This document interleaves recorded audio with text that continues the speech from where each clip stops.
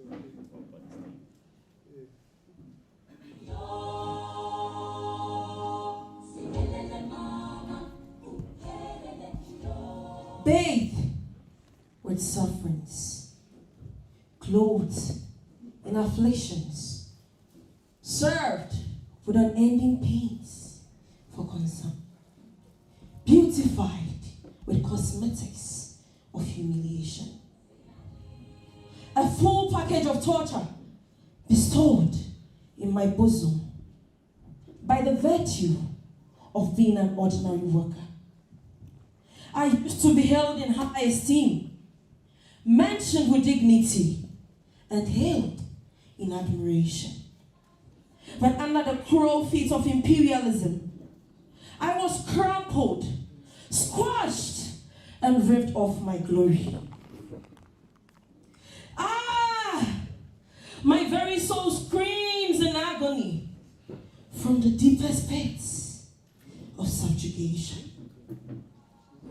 My heart enrages, my blood boils, my whole body trembles under indignation, poised for rejuvenation.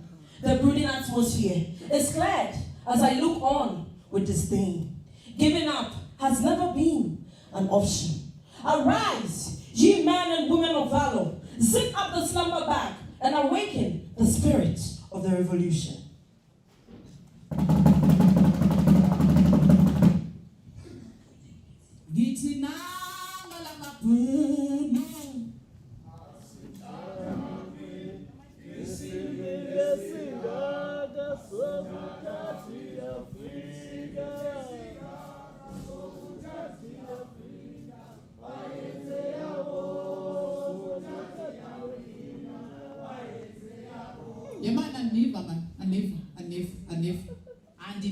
I can't hear you.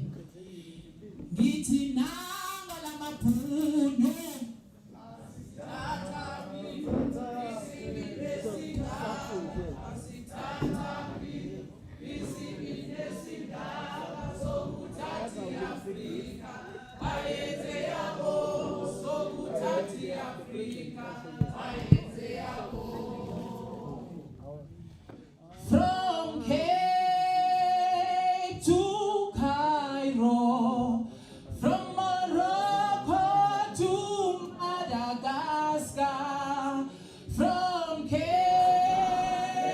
to Cairo, from Morocco to Madagascar.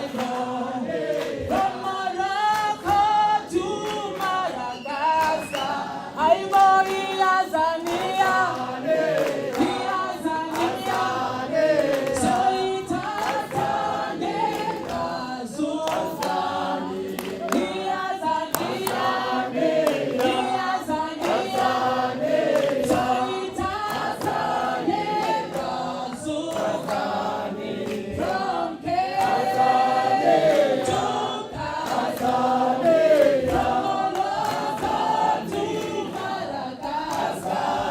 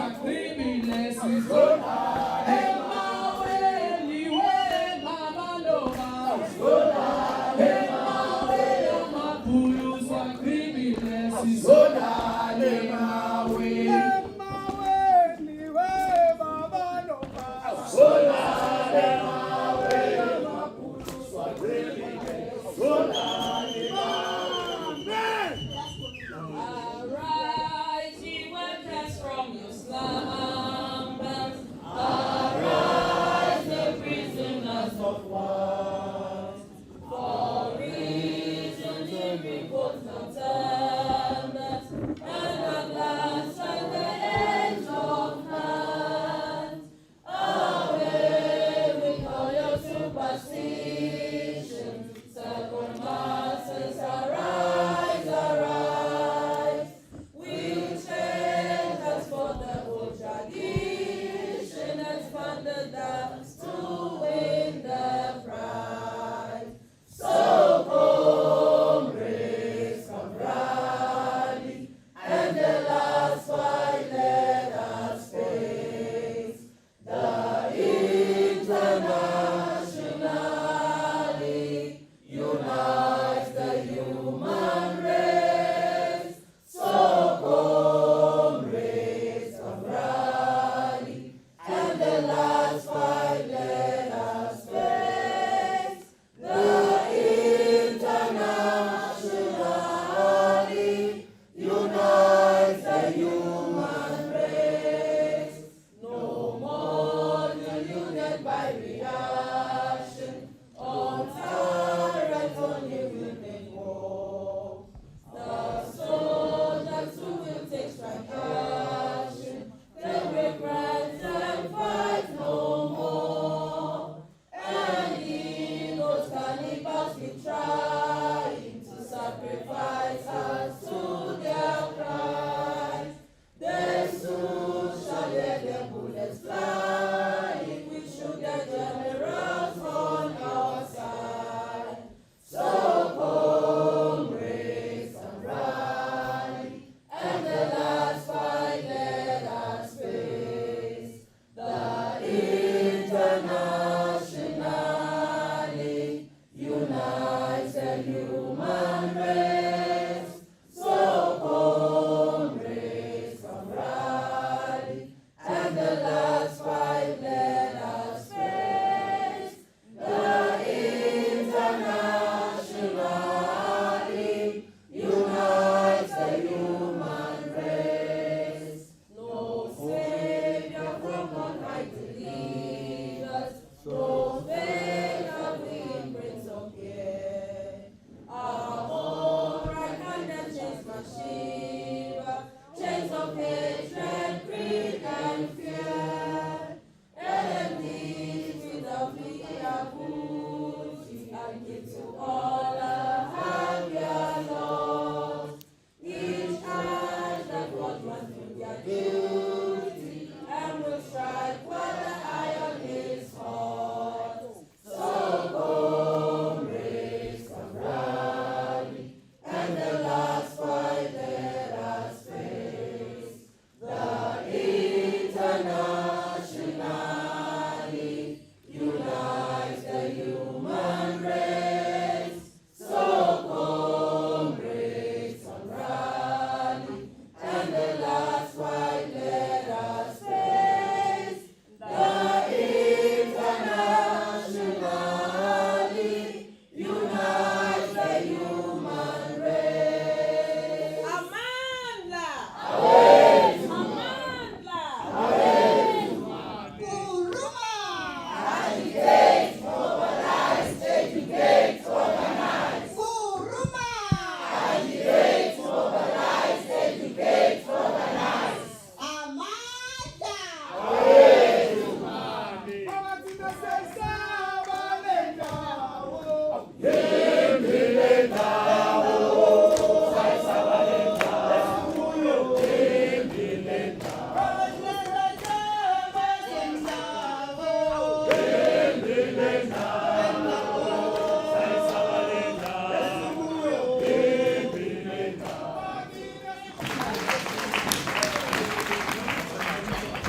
Forward to socialism, forward.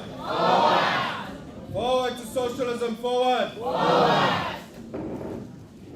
Comrades, you can hear me at the back. I'm shouting because I think this microphone is not on my side. All right, while we get another one, first of all, I think we must give a round of applause to our comrades who put together an opening ceremony.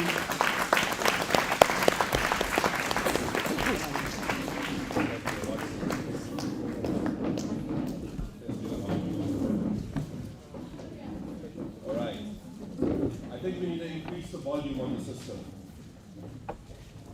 So comrades, today is a very, very important day, mainly because we are all under one roof. So welcome to our conference on the dilemmas of humanity, dialogues towards socialism. Welcome, comrades, to people who have come from far, people who have come from around the corner. We know that many of you had to bear with us to get here. You had challenges at the airport, you had challenges to get into a bed at night. For the first time in the history of this place, we have run out of beds. But this is a very good problem to have, because it means that we've come together and we were able to not just fill beds, but overwhelm this space to do the one task that we are here to do together, which is to grapple with our common assessment of the challenges we confront, but also to start thinking about what is the path that we are going to charge towards socialism. Comrades, I have a few announcements before we get into the program properly. First of all, if you haven't seen it yet, there's washrooms around the corner. If you go out of these doors on your left, on my right, you will find some bathrooms here. If you need to get some tea or some coffee, there's a station right at the back outside the room. We hope that you are going to be able to be comfortable. Then we know we have some challenges with translation. It is as a result of the interference with the live streaming.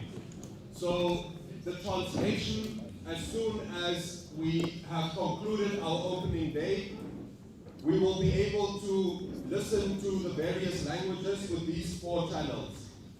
The first channel, channel 1, is on the floor. Channel 2 is going to be French. Channel 3, Portuguese. And channel 4 is going to be Swahili. Then, I've mentioned this already, we are very happy because today, even though there are 200 of us under this roof, there are many, many hundreds and thousands more following us on Pan-African television. We are live this morning in Ghana. Following us on the Pan-Africanism Today Facebook page, we are live there as well. So not only am I greeting the many comrades who've come together in front of us today, but I'm also greeting all our viewers in Ghana, which broadcast through to more than 46 different countries. So we're clapping hands for our comrades all over the world.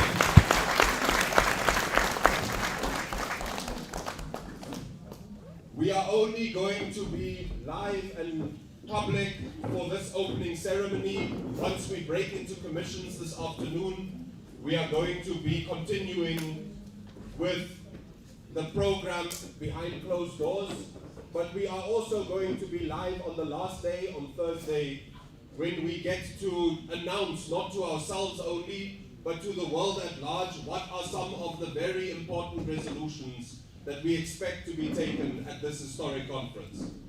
So we'll be live this morning and we will be live again on Thursday. We encourage you to please encourage all your comrades who couldn't make it to be here physically to join us on Pan-African television, on the PAT Facebook page, to follow those pages, because that is where we are able to not just keep in touch, but also get updated about the work that we are doing in our respective corners of the continent.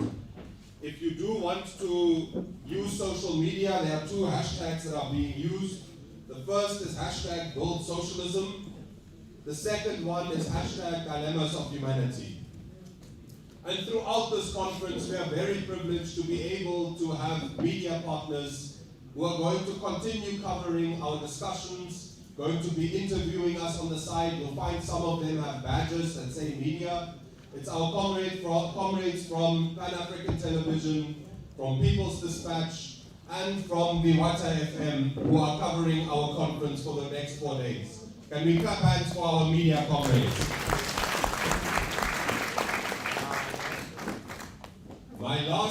announcement is a request that I'm repeating, which is please will you, number one, if you are on the Wi-Fi network, please stay off it for the next few hours so that the quality of our live stream can be good. Secondly, please can I request that comrades keep their phones on silent, because we don't want to interrupt the very important interventions that we are expecting this morning. Our program is going to start off with two welcoming inputs from two of the most important leaders of the working class in this part of the world, followed by a keynote address by Comrade Kwesi Pratt. I will introduce our panelists as they come up to make their intervention. Then we will receive a brief report on the progress that we've made over the last 5 years since the last time we gathered like this.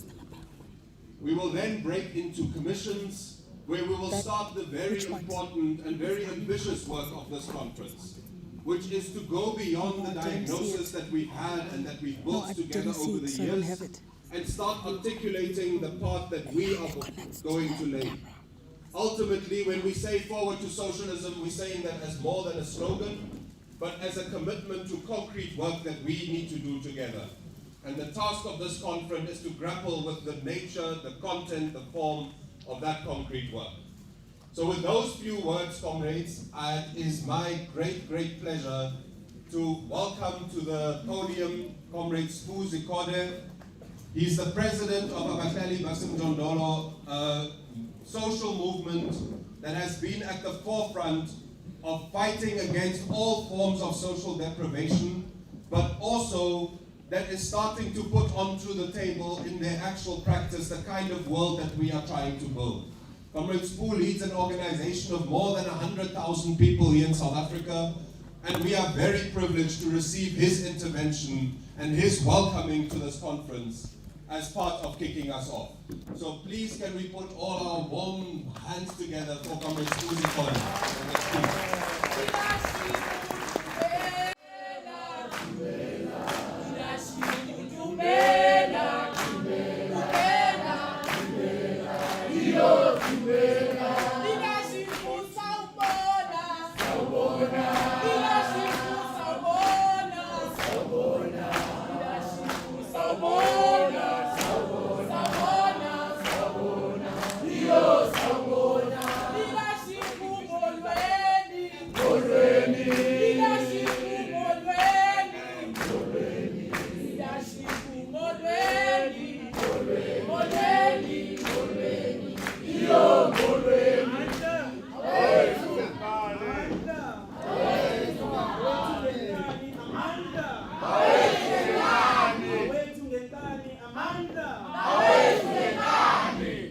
Comrades, Amanda does not belong to us until we say Amanda awethu ngenkani. It cannot be business as usual. We do not have Amanda until we take Amanda. Amanda will never be given. Amanda are taken. Amanda awethu ngenkani. Program Director, Comrade Jonas, Comrade Kwesi, Comrade Irvin Jim, Comrade Cosmos, our warmest welcome to our comrades from across Africa and those that are joining us online. It is wonderful for us all to be together here at the Nkrumah School. Our struggle to humanize the world embraces the whole world, and Pan-Africanism and internationalism are central to our struggle. We must thank Pan-Africanism today, which is a new formation that is now led by Comrade Jonas, for connecting radical organizations across Africa and for running the Nkrumah School, which has been a wonderful contribution to our struggles. It has given us confidence to many of our leaders and enabled us and grassroots Pan-Africanism, a movement to movement Pan-Africanism that has never been possible before. So our salute goes to Pan-Africanism today.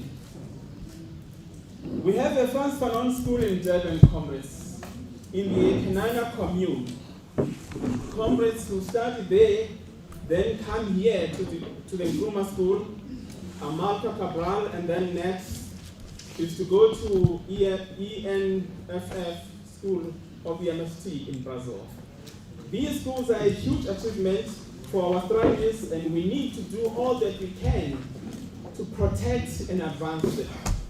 We need to ensure that we build more and more movements managed politically across Africa and around the world.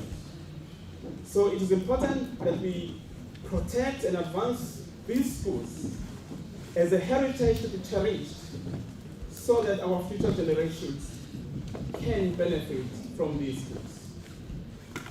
Comrades, yesterday I was called to the Kennedy Road settlement in Durban, where our movement was formed, where I lived for many years. Thousands of people had lost their homes in a terrible fire. Almost 80 years after apartheid, we continue to live in life that are threatening. Our lives do not count to society. In fact, the rich are getting richer and the poor are getting poorer. Almost 70% of young people are unemployed. Violence is becoming worse and worse. When we stand up for our humanity, we face prison, assassination, izingadi, and so on. Last year, 3 of our comrades were assassinated, and the 4th one was murdered by masked police officers. There is no democracy for the poor and no justice for the poor. We did not know that when we insist on our humanity, we would find ourselves in war.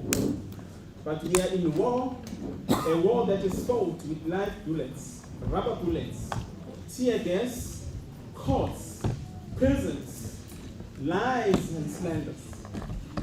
We fight that war in our occupation, in the courts and in the media. We fight it with our unity and our courage.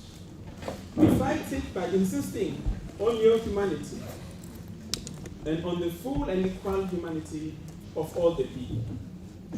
Make no mistake, comrades, the African National Congress are our new oppressors. They leave us to live like pigs in the mud and jail and murder us when we insist on our humanity. Our people now refer to them as Amasela. Hey? Yo. Yeah. Amasela. Abahlali. Thieves and murderers. Our people are not wrong. Although the African National Congress have betrayed the people that brought them to power, our people are not defeated. Resistance continues. Our movement continues to grow. Some of our comrades have committed themselves to socialism or death. Nothing is possible without courage, and we are surrounded by courage. And you, comrades, are courageous. And you, comrades, are giving us a hope. We know that we were made poor so that others could be made rich. We know that we are kept poor so that others can remain rich. We know that there is enough wealth in the world to ensure that poverty is abolished. There can be no justice until the capitalist system is removed from the earth and land. Wealth and power are fairly shared. For us, socialism, or what we have sometimes called a living communism, must be built from below, commune by commune. Socialism is not just an idea, it is a way of living. But we know that the African National Congress and the states are monsters that will destroy our efforts if we are not able to build enough power to defend our gains. To be strong, we must be together.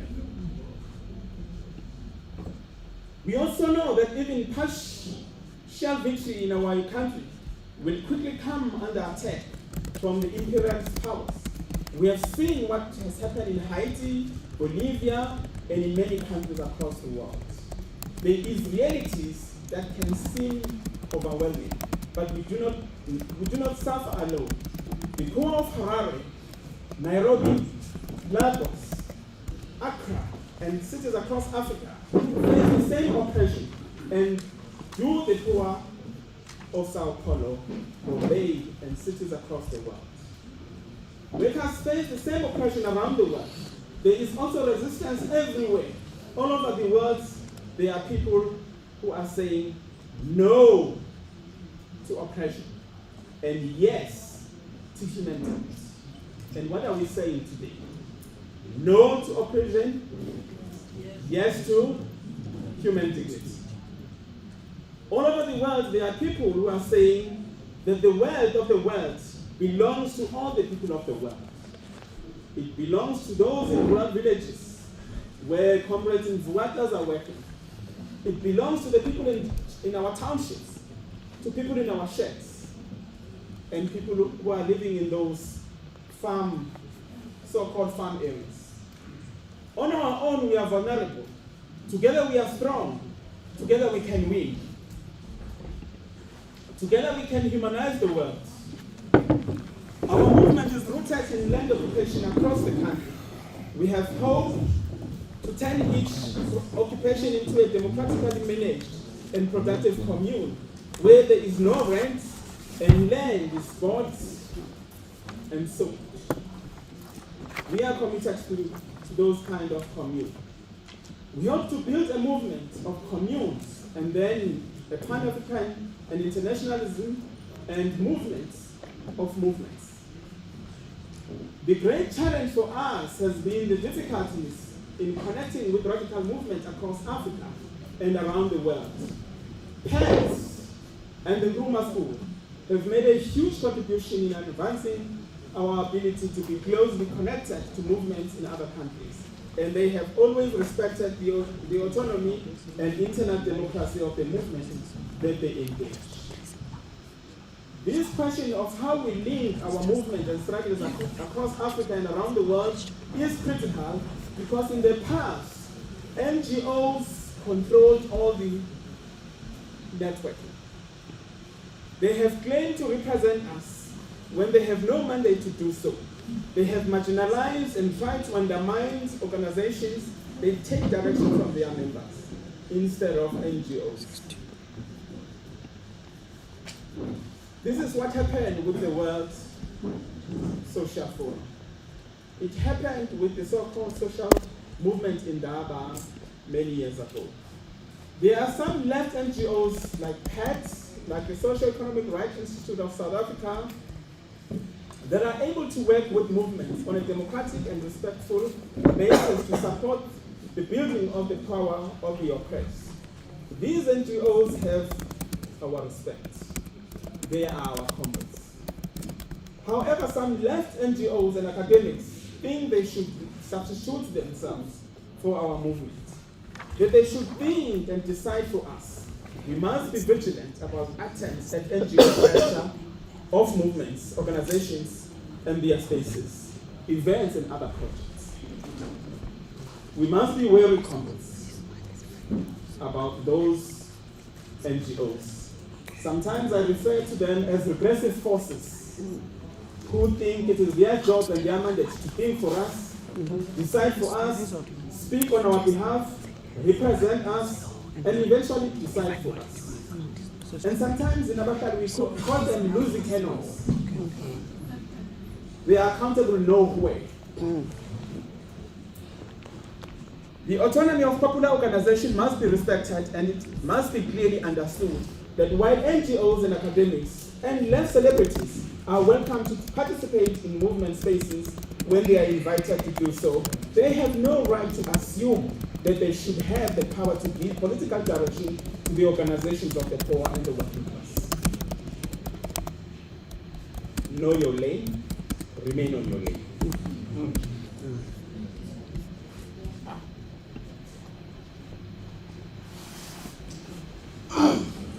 Our organizations are strong because they take their political direction from their members, and on this principle, there can be no compromise. Because our humanity is non-negotiable, and our autonomy and the right to think and decide for ourselves is non-negotiable. We can negotiate other stuff. In many countries, the forces of oppression are trying to divide the oppressed against each other on the basis of religion, language, ethnicity, and so on. Here, there is a major attempt to divide the poor by blaming migrants, by actually blaming migrants for the problems faced by the majority of the people. Oppression wants to turn us against each other so that we do not unite against oppression. This is a great danger that confronts our hope for justice. Nobody is poor because their neighbors speak a different language, follows a different religion, or was born in a different country. This is why we say that a neighbor is a neighbor, and a worker is a worker, and a comrade is a comrade, no matter where they were born. What religion they follow, what religion they follow, or what language they speak. A comrade is a comrade.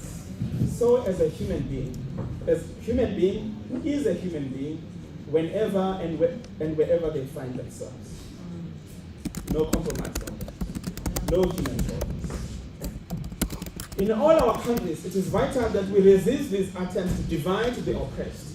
We have to build unity in struggles and unity between struggles.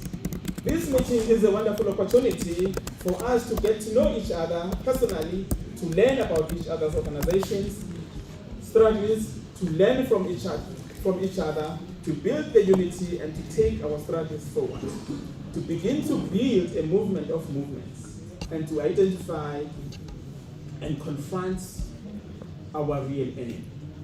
And our real enemy cannot be one of us. Each of us who is here today has been entrusted by our organizations to undertake this important work. We've been entrusted with a very important responsibility. If we can use these next few days wisely, we can build a platform to ensure real solidarity in the future, a living solidarity, and to take our struggle to a higher level. Every comrade here has something to learn from every other comrade here. Every movement here has something to learn from every other movement here.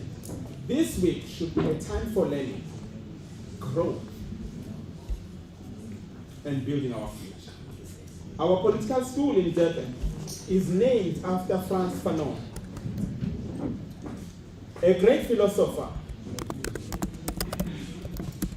Frantz Fanon famously said, every generation must discover its mission, fulfill it or betray it. I hope we have discovered our mission. We are in the process to fulfill it or betray it. That is why in Abahlali we say socialism or death. We have made ultimate sacrifices. We have lost lives. But we cannot surrender. We do not compromise. And we say we cannot go back. This is a task that we have to take forward this week. If we use this wonderful opportunity wisely, we will look back on this week in years to come as a week that opened up new possibilities for solidarity and struggle. New possibilities to humanize the world. New possibilities for the humanity and the dignity of all the people to be recognized. Let us use this week to take forward in the work to discover and fulfill our mission. I thank you.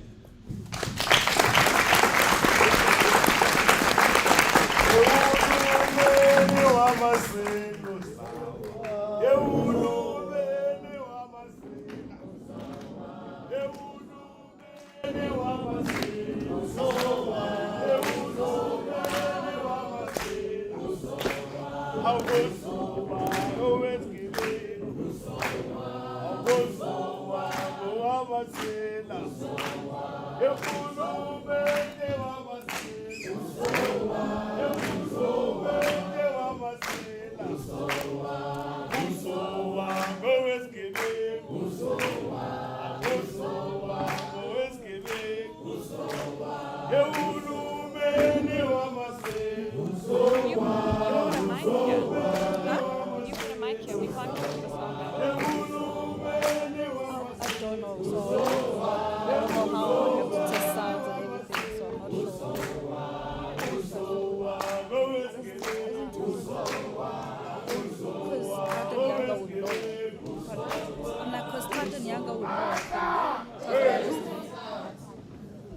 that I forgot to tell you who I am, but I'm honest. My task is that of coordinating the PAT Secretariat and to share a stage with people who have much more important contributions to make than me. So that's how I'll shift to introduce our next speaker. So we are again very happy to have with us today Comrade Irvin Jim. He's the General Secretary of the National Union of Metalworkers of South Africa. NUMSA is a trade union that has a very long and important radical history, but it's also the most radical trade union, the biggest industrial trade union on the continent, and has played a very important role together with Abahlali, together with S'bu, together with the Socialist Movement of Ghana, in being the North Star along which we were able to bring together many of us in this room. So I know we are resolving some technical questions, but comrades, in the meantime, I think we must welcome with a warm round of applause Comrade Irvin Jim.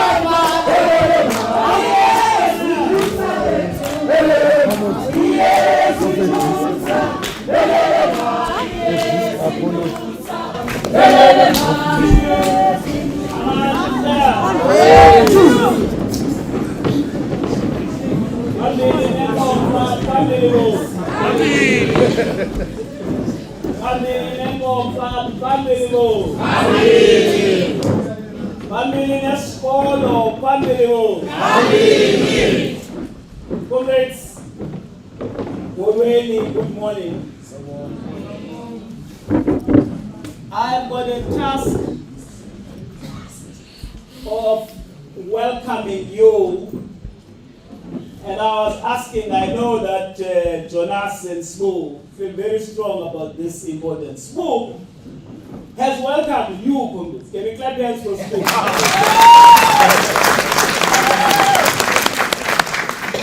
And I must say, I'm very clear in my mind that out of 28 countries, we have got here not less than 63 organizations. And I think we must give ourselves a big round of applause. And I notice everybody I know I've seen, but I'm going to mention one important trade union. Yama Polisa. That's why I'm mentioning this union. It's a union that has got a stubborn relationship with NUMSA. When everybody thinks that this union is gone, but this union's relationship with NUMSA is the most stubborn relationship. And that union is SAPU. They have blessed us with their president. I saw the leadership spokesperson. I've seen the DGS is here from SAPU. I can't mention all of you. I'm here to join S'bu. And as I was told that, yeah, you're going to go to the podium, so I asked to do what? To welcome the delegates to the conference.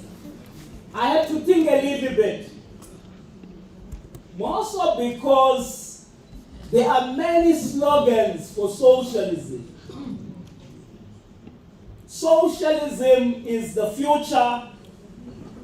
Socialism has been everything to us in terms of Marxism and Leninism. It has been a guide to practice. It has been a particular framework of looking to society. And something strange happened to me last night. I remembered this preface on the three sources of three component parts by Lenin.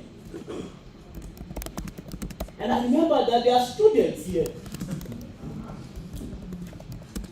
And I don't know, we can debate this, we're going to commissions this afternoon.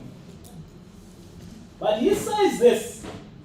He says people always have been the foolish victims of deception and self-deception in politics. And they will always be until they have learned to seek out of the interest of some class or the other behind all moral, religious, political, and social phrases, declarations, and promises. Champion of reforms and improvements will always be fooled by the defenders of the old order until they realize that every old institution, however barbarous and rotten it may appear to be, is kept going by the forces of certain ruling classes. And there's only one way of smashing the resistance of those classes, and that is to find in the very society which surround us the forces which can, and owing to their social position, must constitute the power capable of sweeping away the old and create the new, and to enlighten and to organize those forces for the struggle. Vladimir Lenin was very clear here. Before the new can be born, the old must die. But he says the old is very stubborn. It's refusing to die. There are particular class interests that keep this rotten system going on. But he says, just like we're gathering here today to ask ourselves hard questions, about how do we build socialism today. We are here to find one another. We are here to say, separated by rivers, by forests, we are for another world. A world free of oppression, a world free of exploitation. We are for a world that advances humanity rather than greed. This is a big question because we are in a conference that is preparing for a bigger global conference in October. We are just a region in the African continent. That's why part of what we need to do as delegates to this conference is to reflect, is to read, is to use those commissions to strengthen your political confidence. There is nothing complicated on this. Workers and the working class are the producers of wealth. Not so. Yes. Workers and the working class, they get robbed broad daylight. Their labor surplus value. The struggle in society is about who own and control the labor surplus value that the working class produces. And therefore there's no confusion in society. You must choose side.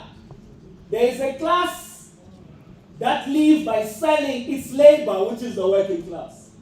There is the capitalist class that lives by oppressing and exploiting the working class. It robbed us broad daylight, the labor surplus value that the working class produces. It is this contradiction that we are here to reflect on. A contradiction between labor and capital. This contradiction is a fundamental contradiction. This contradiction cannot be resolved by a prayer. This contradiction can only be resolved by the revolution. Yes. We're here to reflect, not only in the African continent, but across the world. What is a revolutionary agenda that we should be building solidarity around, coerce around? We must challenge our own oppressors where we are. We can't be global without being national. So we must face the bourgeoisies that are oppressing and exploiting the working class, subjecting them to poverty, unemployment, and inequalities. So I'm saying Lenin is speaking to us this morning. You are those forces capable of sweeping away the old and to create the new. We are not only here to be critical, but we are here to talk to each other with complete, absolute respect and love. To consolidate ourselves and to consolidate the revolution. The people's flag is deepest red.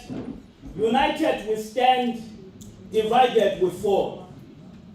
In welcoming all our comrades this morning, we must be upfront that we are extremely excited and very happy to welcome all of you from Sub-Saharan Africa and the rest of the African continent.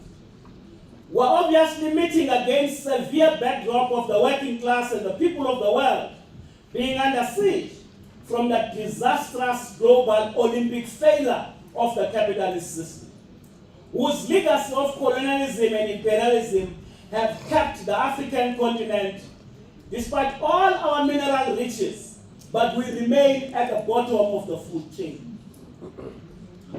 Yini leya Africa. Why do we continue to be at the bottom of the food chain when this continent is very rich? Wabukwingoma that we used to sing. Eti baphina abafazi enabavalela emajele. Yeyanina yenhlupheko.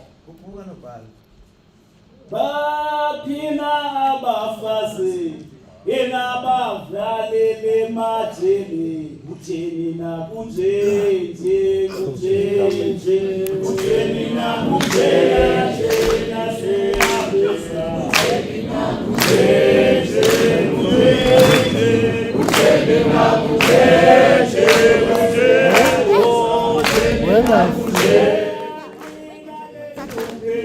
kutheni na kunjenje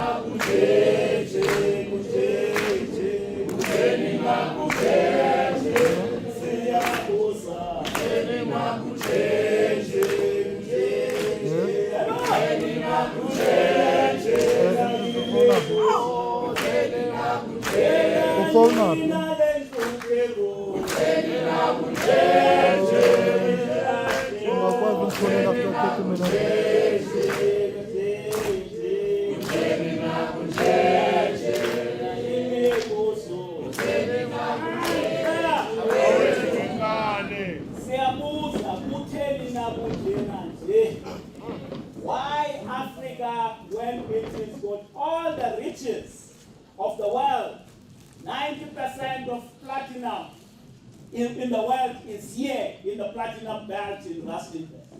All other minerals in the movement from fossil fuels to renewable, in the movement from what you call these cars, combustion engines to electric vehicles, all of those minerals are here. But Africa continues to be at the bottom of the food chain.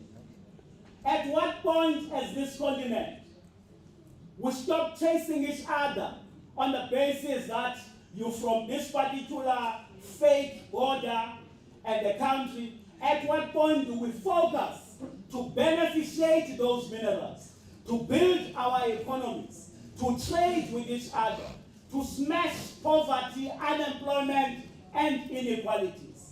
At what point do we revisit the role of the state to intervene in the economy? If you doubt that there is a model in the world, is China today. They focus on a state that is intervening in the economy, a state that is not following the Washington consensus, a state that is doing everything in the interest of its own people. Today, ourselves and the people of the world are not only victims of bloody war imposed by NATO to the people of the world, presented as Russia-Ukraine war, but our people are victims of global inflationary pressures, where lives are lost daily. The USA recent deployment of cluster bombs bring us closer to precipice of a nuclear world war. Pants in the United States, net bombs, pants. Our coming together to prepare for our deliberate, convened Dilemmas of Humanity conference takes place in October 2023, as our shores remind us as revolutionary forces who have gathered here today of the journey we have traveled together when we crystallized Pan-Africa program, which has led to the crystallization of the International People's Assembly, the IPA.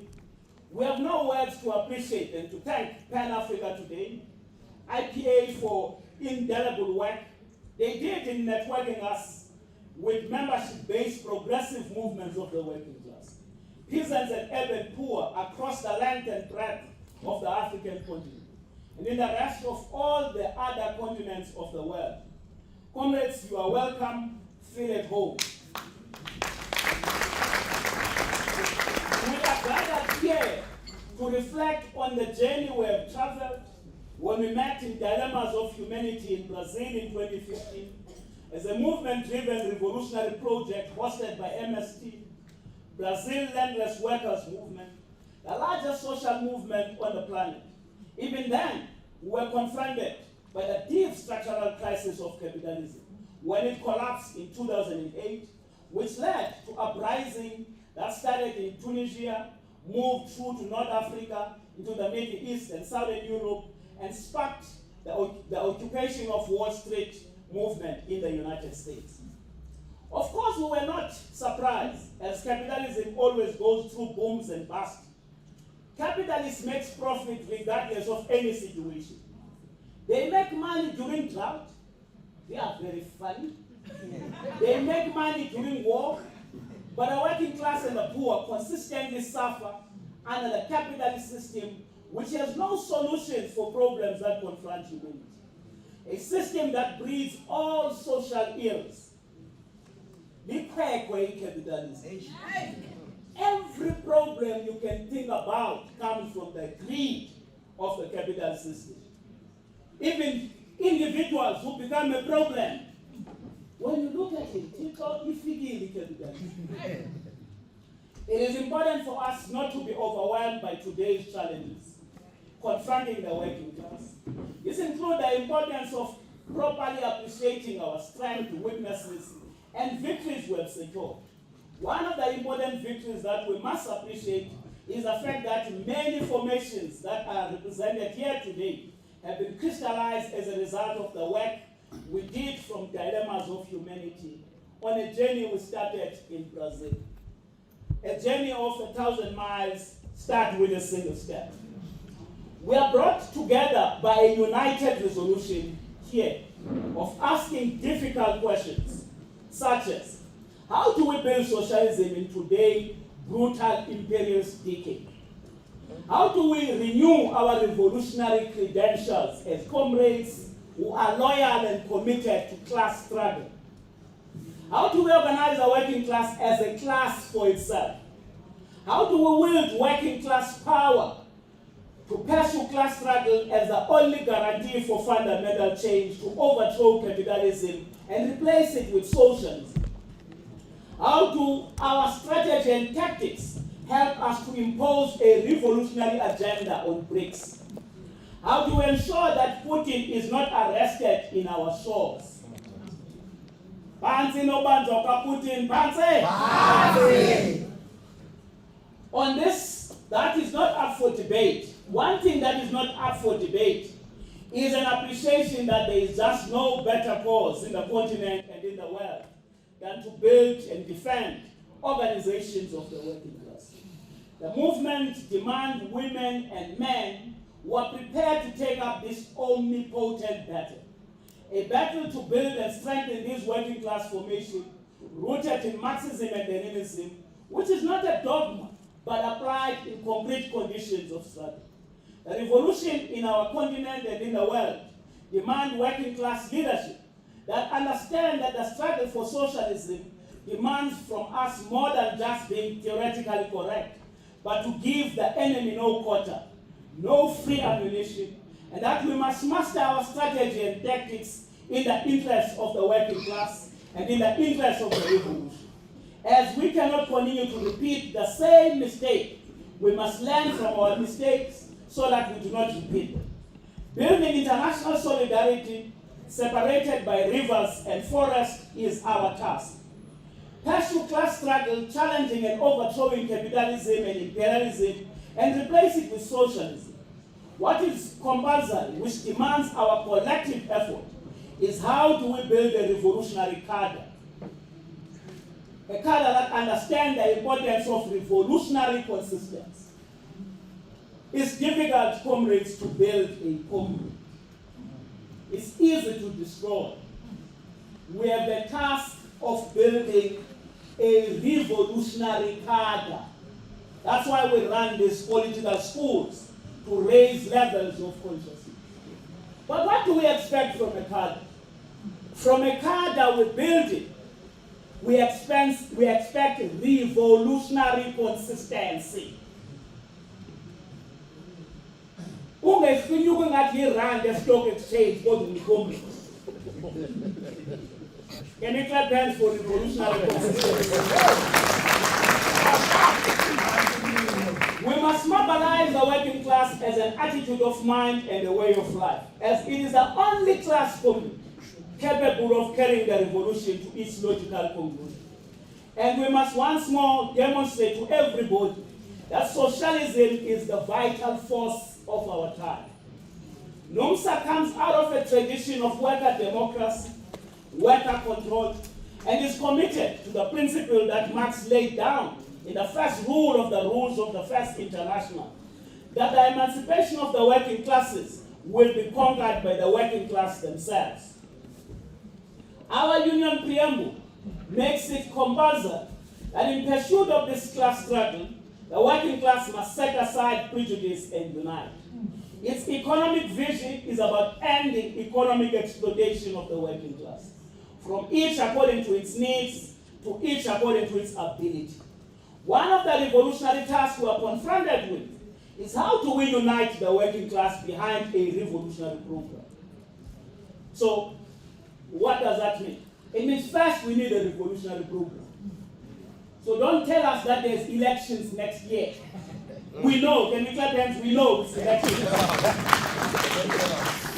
But the fundamental question, how do we put together a revolutionary agenda? How do we mobilize the working class behind that revolutionary agenda? A revolutionary program that affirms the working class into ownership and control of our country's commanding heights, minerals and land, and ultimately build an inclusive economy on whose center stand our people. And how do we ensure that the working class, as producers of wealth, their social surplus is equitably distributed among themselves? One of the important tasks we have is that through these working class formations, we must wrestle with the struggle against imperialism through international solidarity and take up the fight to uproot neoliberalism, which consistently hold back the wheels of history. In our nation state, on whose center stand Washington Consensus, led by Bretton Woods Institution, IMF, World Bank. Most importantly, take up the battle to fight for the role of the state in all aspects of our life. A state that intervenes in the economy, a state that directs and redirects development on behalf of the people. We must unapologetically challenge the continuous imposition of sanctions led by the empire, the United States, against 30% of the population of the world, whose victims continue to be Cuba, Venezuela, Iran, Zimbabwe, among many others. And we must continue to take up a stand in defense of the people of Palestine against the racist Zionist Israel.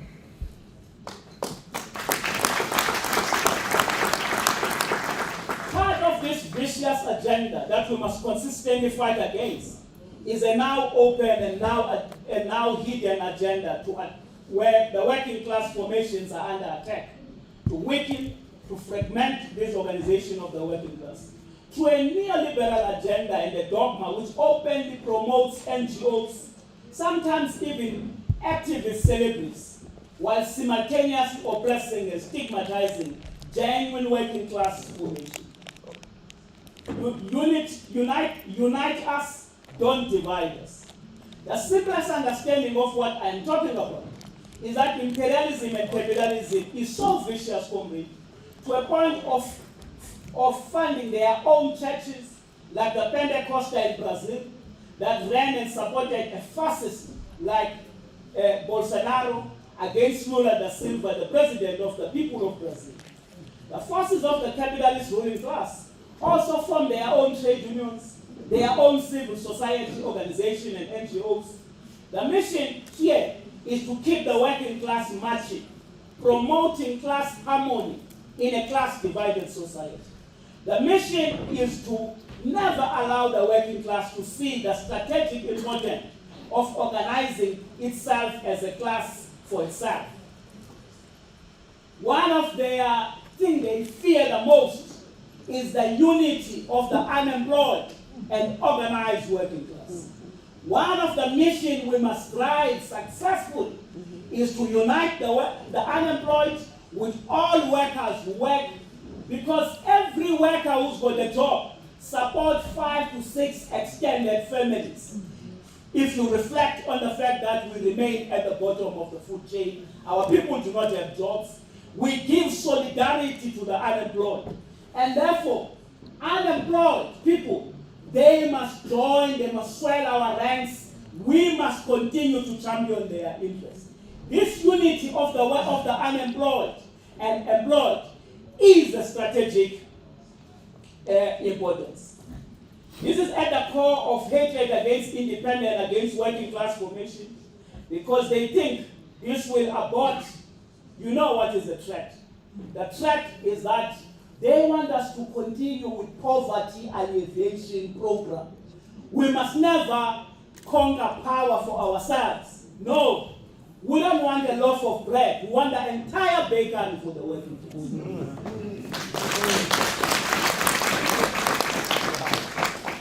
I'm going to shut up by reminding all of us about what Chris Hani would have said when he was grappling with this question of socialism. He said socialism is not about big concept and heavy theory. Socialism is about decent shelter for those who are homeless. It is about water for those who have no safe drinking water. It is about health care. It is about life of dignity for the old. It is about overcoming huge divide between urban and rural areas. It is about decent education for all our people.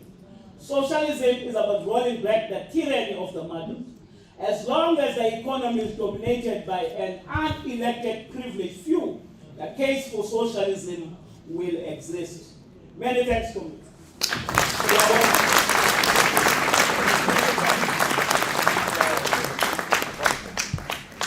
I have behaved, Johnny didn't believe us.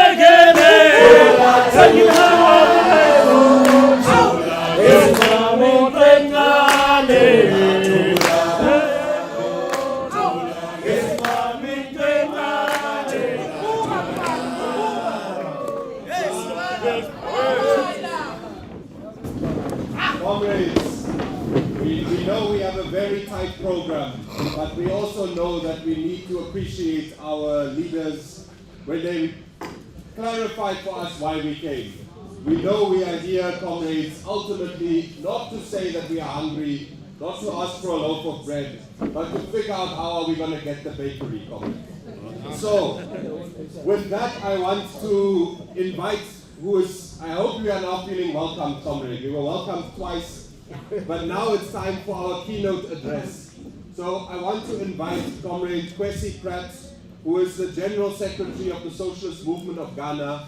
Many of us know him. We know the work that he has done, not only over the last 5 years, but really over a lifetime. So we look forward to his intervention to formally get us thinking in this very important conference. So on that note, Comrade Kwesi, the microphone is yours.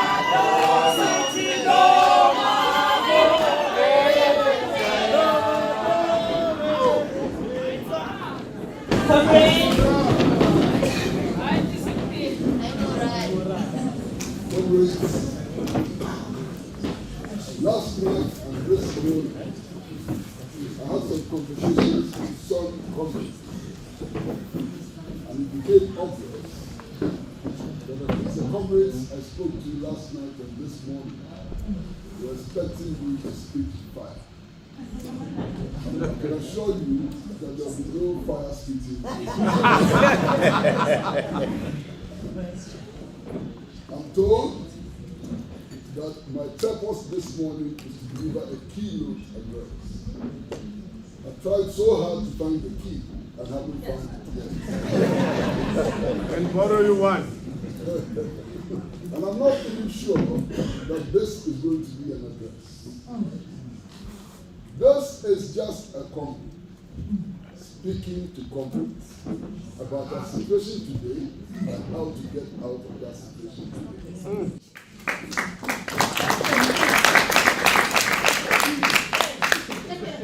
This is just another comrade from Ghana, from Africa, and from the world, speaking to comrades from all over Africa.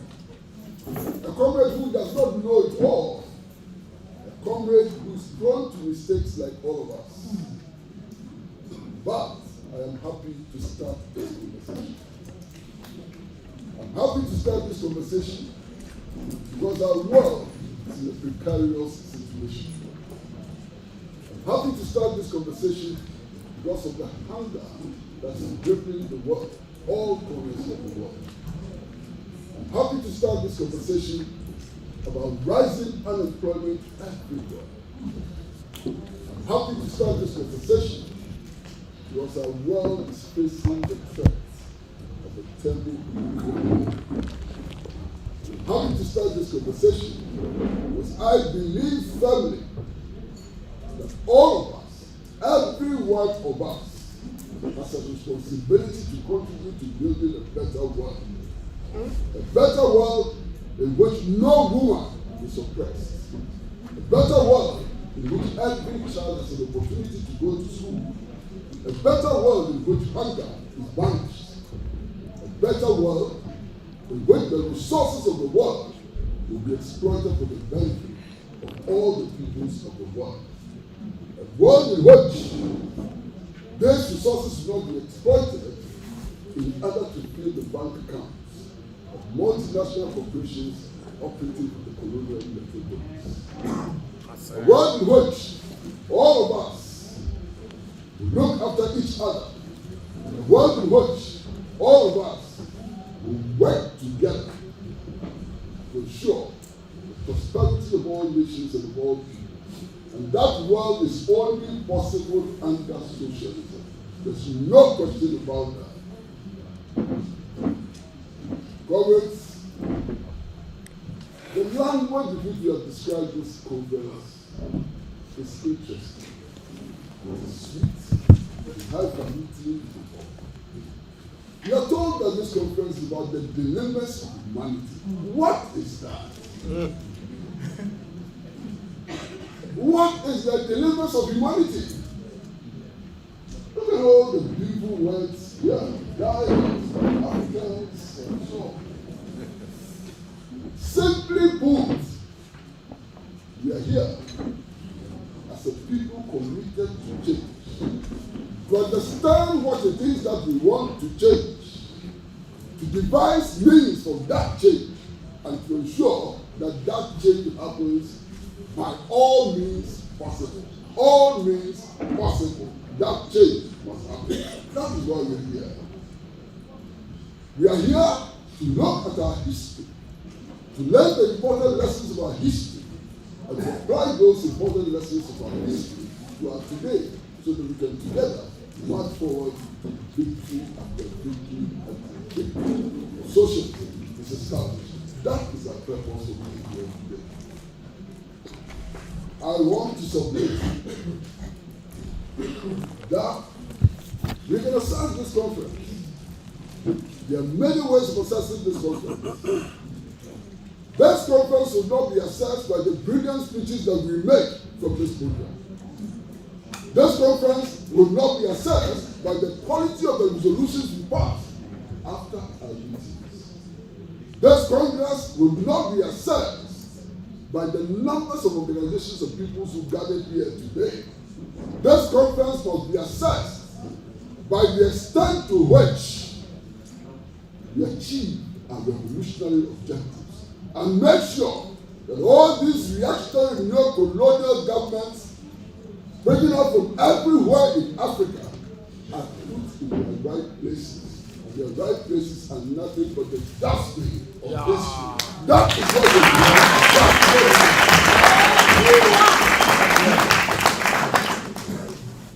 do. Comrades, we will soon be getting into commissions. Commissions to discuss the most important things we think that affect our people. Commissions to discuss how we move forward, how we achieve our objectives and so on. What are we discussing in this commission? We will certainly be discussing the land question in this commission. What is the land question? What is the land question? We discuss it in highfalutin terms and so on.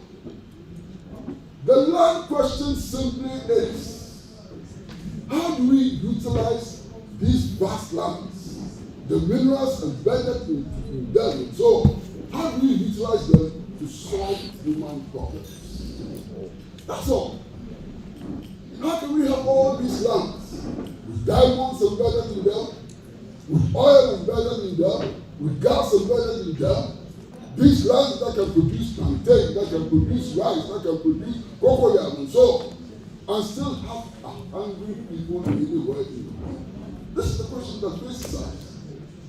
The question we must answer is whether we can continue to maintain a system with this land only to those who can afford to buy it. That's the question that confronts us.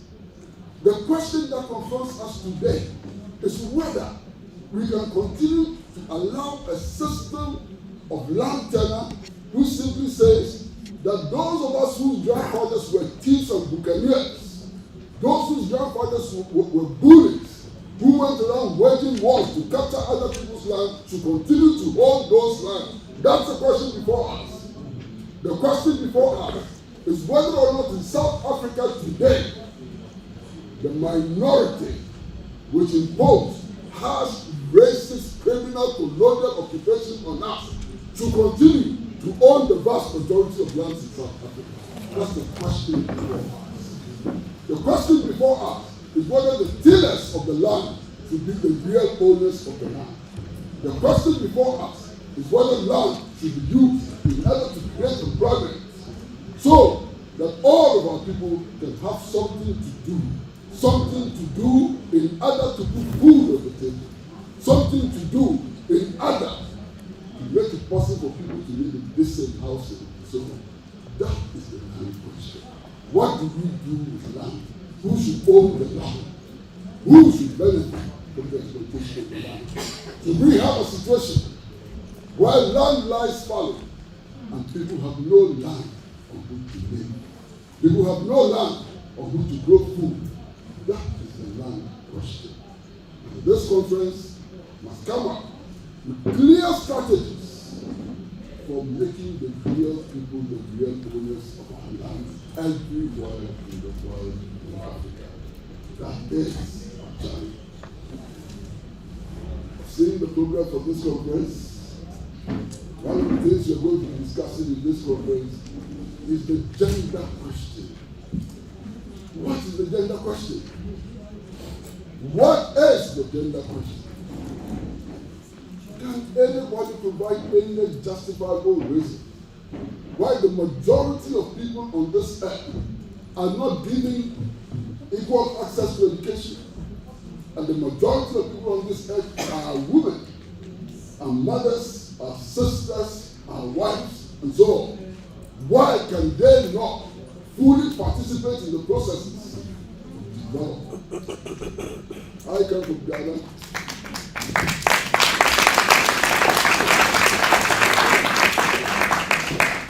Comrades, I come from Ghana.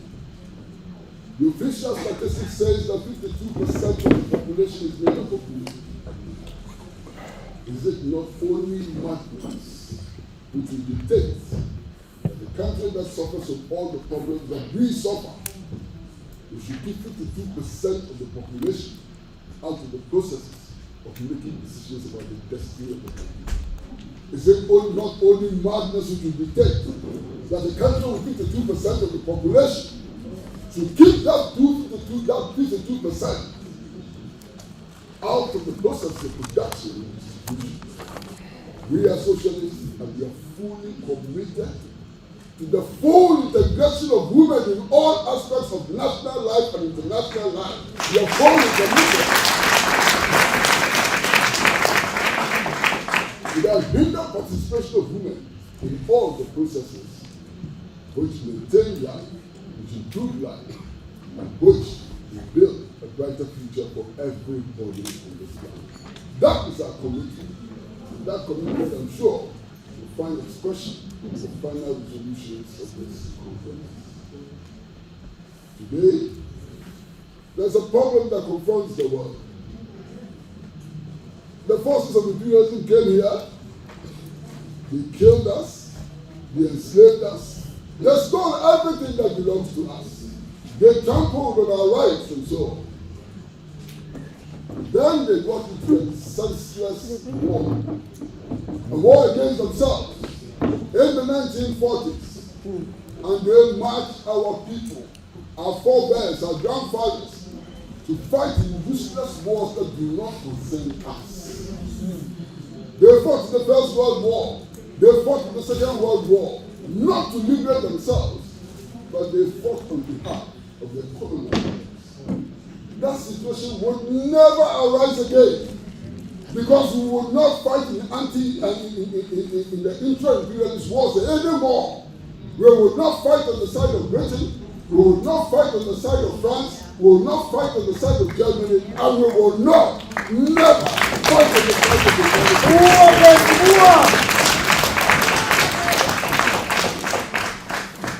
When they go and pick their fights, and they cannot win their fights, they turn to Africa and say, why are you not with us? We are just taking up with you. Where are you?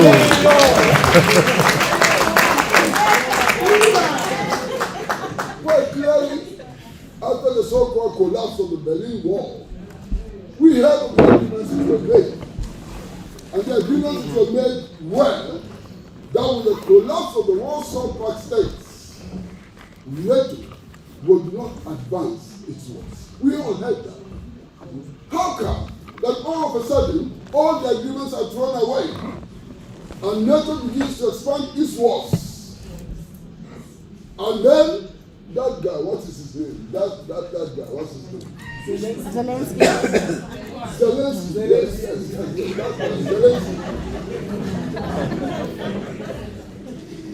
And Congress, something amazing is happening in Ukraine. Something fascinating is happening in Ukraine. The people of Ukraine are dying. They are complaining the people of Ukraine are dying. Ordinary working people are dying in Ukraine. Bombs are dropping on Ukraine. And the president is developing a pork belly. Yeah. The president of Ukraine is developing a pork belly in the midst of war. Doesn't that tell you something? Congress, they went and picked up their own wars. Zelensky was calling for nuclear weapons on the soil of Ukraine. Nuclear weapons to do what? To produce chocolates? We don't produce chocolates with nuclear weapons. He was calling for nuclear weapons on the soil of Ukraine. And they continued the provocation. And they started moving eastwards.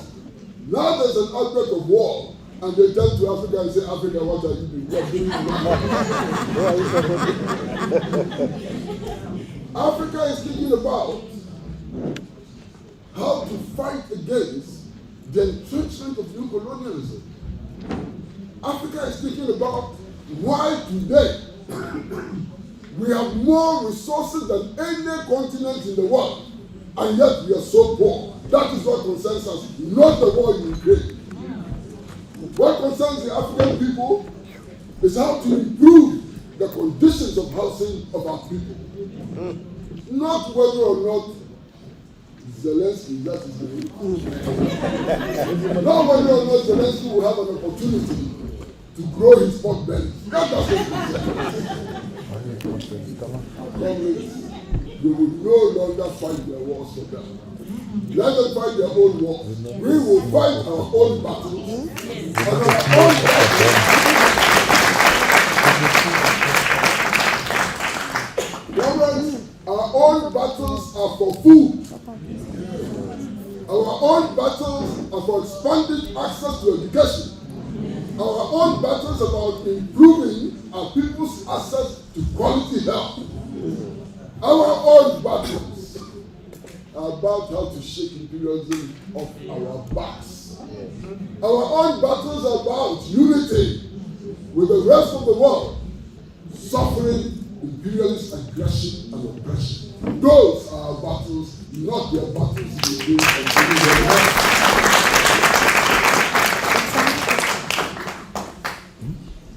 Comrades, there's a lot to do us. Today, I'm happy that in our midst today is the Trade Union Congress of Ghana, a delegation from the Trade Union Congress of Ghana. I am happy that the trade union movements which work with us in the West African People's Organization are here. And I'm happy that NUMSA is playing the key role that's always played. Today, our trade union movements are faced with a very dire situation. Governments and governments after governments in Africa are busily eroding trade union rights, and we must not allow that to happen. We must stand up and fight until all trade union rights are. One of the key questions in our continent today is the casualization of labor. Casualization of labor is becoming a problem for all trade unions. Today, workers no longer have fixed contracts anywhere. Labor has been casualized. So workers are denied the basic rights they used to enjoy. They retire with no benefits. Their entitlements to healthcare and so on is being eroded. We have a responsibility to stand shoulder to shoulder with all the trade unions of the continent, with all the trade unions in the world, to resist the capitalization.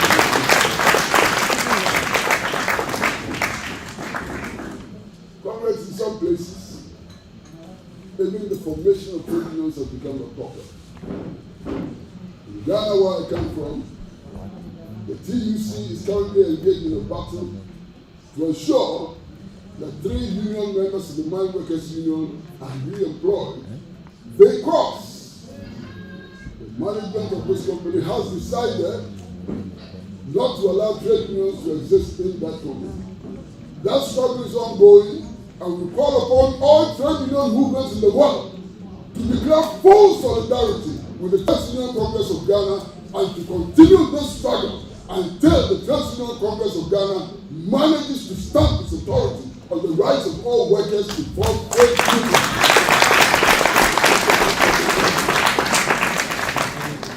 The trade unions must remember the role that they played under apartheid to bring the apartheid regime on its knees. We need to do that everywhere to ensure that our governments respect the rights of workers to form trade unions. And if it means boycotting goods, boycotting goods, if it means not handling goods that are in transit to countries that do not respect trade union rights, let us do it, and let us do it with vigor. Let us do it in order to empower trade union movements. Colleagues and friends, there's a lot more. In Africa, we have seen the spread of foreign military bases. They are everywhere. In all the former French colonies, France is expanding its military bases. The United States of America has joined the fray and is building military bases from country to country to country. In Ghana, under a defense agreement, U.S. soldiers now have more privileges than diplomats. 1 terminal out of 3 terminals has been dedicated to the operations of the U.S. Army. We know that similar things are happening in the Zambia. And we know that imperialism is getting ready to wage a war of aggression against us. We must start a campaign now, not tomorrow, for the dismantling of all foreign military bases on the African continent. And we should not compromise on this. And I mean all foreign military bases on the African continent.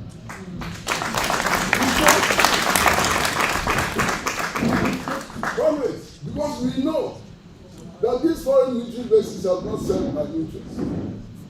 I come from West Africa. Nigeria, which is the largest country in West Africa, Nigeria, which has 50% of the total population in West Africa, is in turmoil. You have the Boko Haram insurgency in the northeast.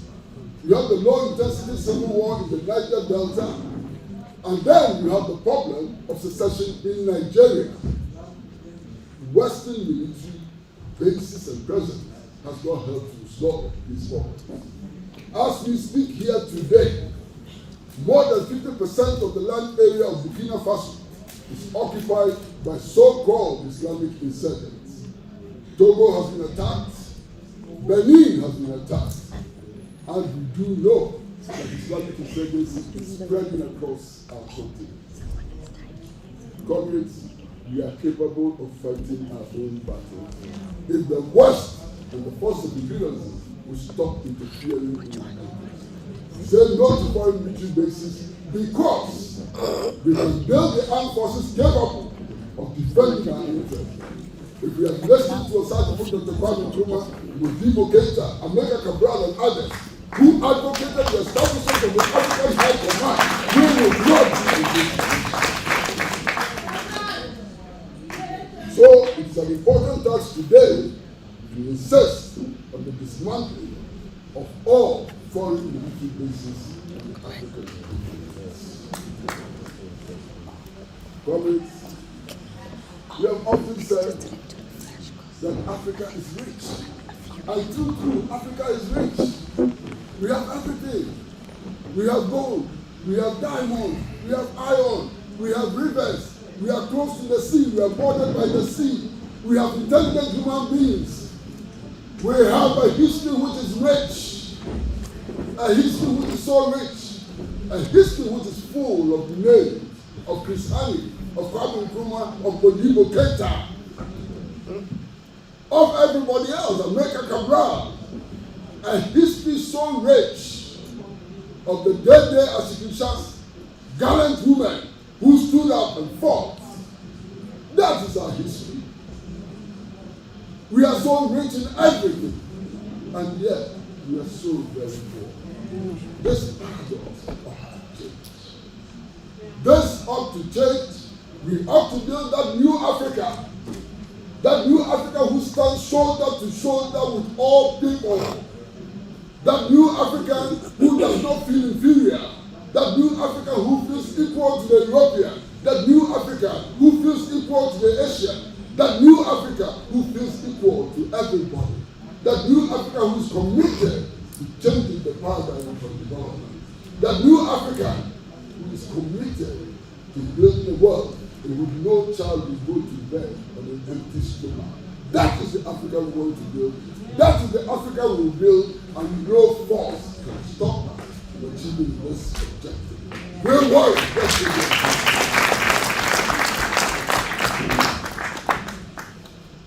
Comments. There are many of us who sometimes forget that the national liberation struggle in Africa is not over. We forget that. We are forgetting that the people of the Saudi Arab Democratic Republic continue to suffer colonial occupation, Moroccan colonial occupation. And I cannot understand why we have allowed Morocco a seat in the African Union. Morocco does not deserve to be in the African Union. Because it violated all the principles of the African Union. We need to stand shoulder to shoulder with the people of the Saudi Arab Democratic Republic to continue that struggle until final victory is achieved and Moroccan occupation is brought to a disgraceful end. That is our commitment, and we must realize that. As we speak, the people of the Chagos Island still suffer colonial occupation. They were driven out, taken out to the Chagos Island, and the islands have been turned into military bases for the forces of imperialism. It is now time for us, now time to stand with the people of Mauritius to wage that battle for the freedom of the Chagos Island. Our battle against classical colonialism must continue to its final end. And we must not forget that on 6 March 1957, Sergeant Dr. Kwesi Pratt declared that the independence of Ghana was meaningless until it was linked with the total liberation of the African continent. That clarion call is still valid today, and our independence in all of our countries will remain meaningless until all those independence is linked with the total liberation, not just of the African continent, but of the whole world.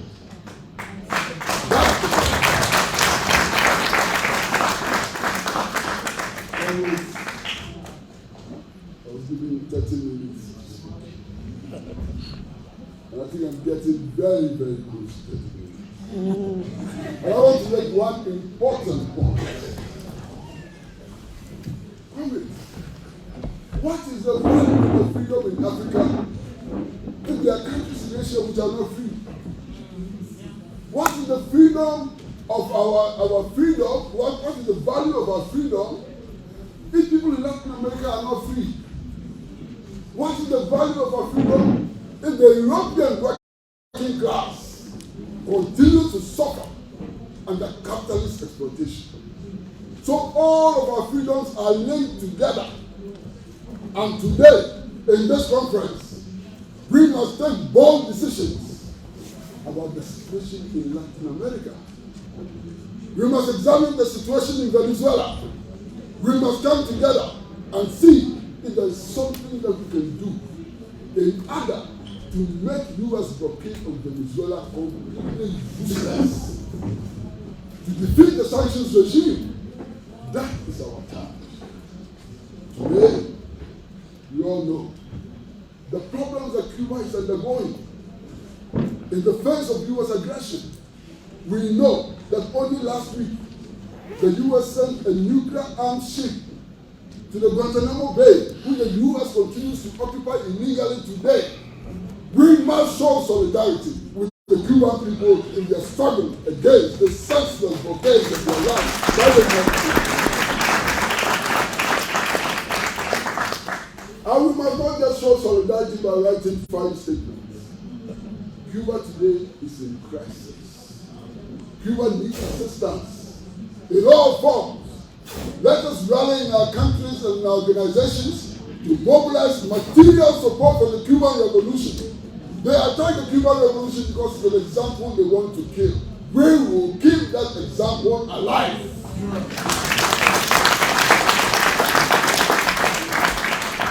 And we cannot forget the contribution that was made by the Cuban internationalist forces in our battle against classical colonialism.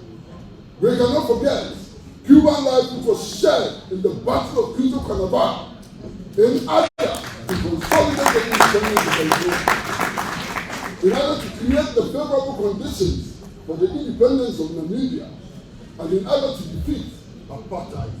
We salute the Cuban communists for their loyalty to all the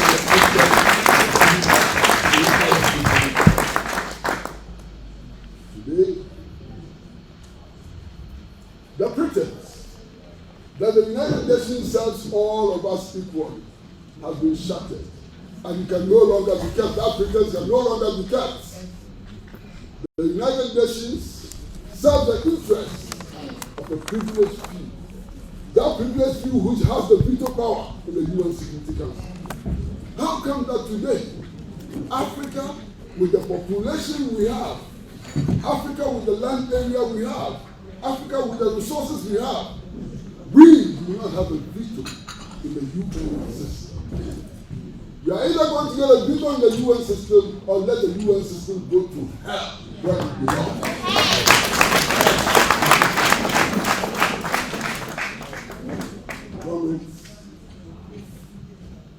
Our struggle is an international struggle, no doubt. Our struggle is about making the world a better place. Our struggle is about linking with all other struggles to deal a final and definite blow to imperialism. I know we will succeed. We have no option than to succeed. We will do everything to succeed, and we shall succeed. But let this conference be like the All Africa People's Conference of 1958, which was held in Accra, and which fueled the national liberation struggle throughout the world. And we saw the results of the 1958 conference. One country after the other. 1, 2, 3, 4, 5 countries were liberated from the yoke of colonialism. From here, let us make the pledge that we will be inspired by the 1958 All African People's Conference, and that one country after the other, 1, 2, 3, 4, 5, 20, 50 countries will defeat capitalism and build socialism. That will be the benefits that we ought to be expecting from this country. We will build socialism in Africa. We will build socialism in the world. Socialism will triumph over capitalism because it is the only system we can deliver justice, economic justice, social justice, political justice, and all forms of justice. Comrades, we shall win, we will win, whether they like it or not. Thank you.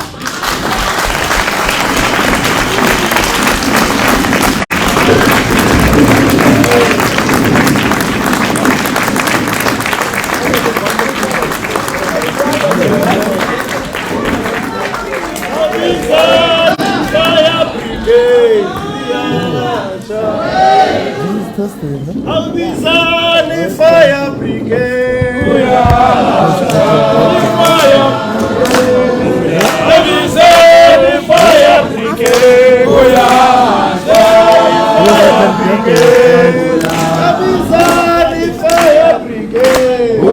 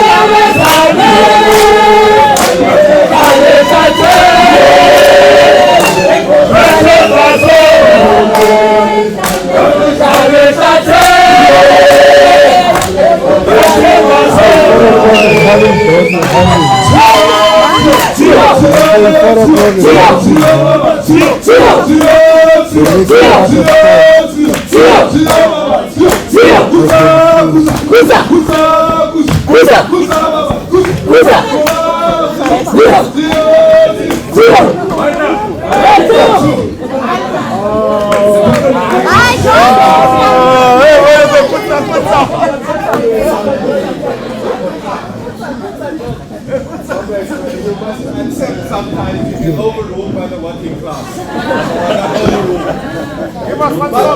The thing that was overruled was that we want to propose a 5-minute bathroom break so people can just get some tea, go to the bathroom, and then we will come back to the next item.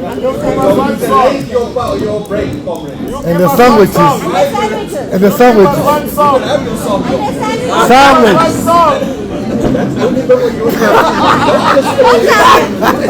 There are sandwiches outside.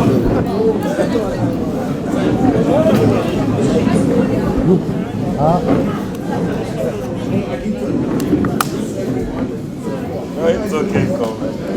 Hey. But I want to break so that no one knows. Sorry to bother you. No, I want to ask something. Is it possible if you can share with me the link for this? Okay. Just. Let's go and eat. I had the sandwich. Sorry, wait, I'm just doing I didn't need sandwich. I did that whole class.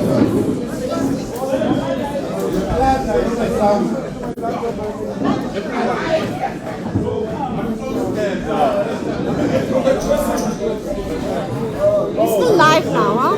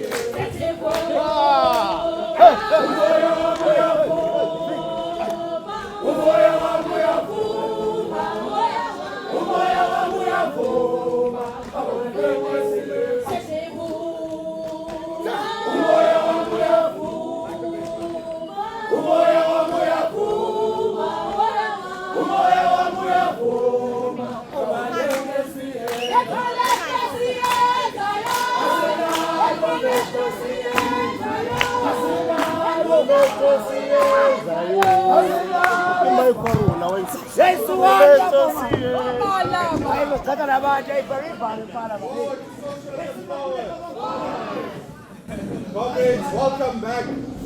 I don't know whether there's a communist 5 minutes and a capitalist 5 minutes and which one we had. But the 5 minutes are now over and we're able to move to the last part of our morning.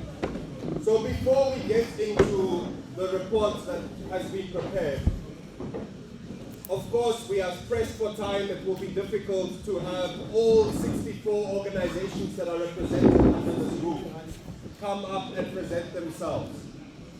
But there are a few that we feel is important for them to at least stand up and wave to the plenary and let us know who they are. We will have plenty of time in the commissions and in the rest of the program to get to know one another. We've deliberately designed the program so that there's enough time outside of the formal aspects for us to sit down, to have bilateral meetings, and to do some of the important work of this conference.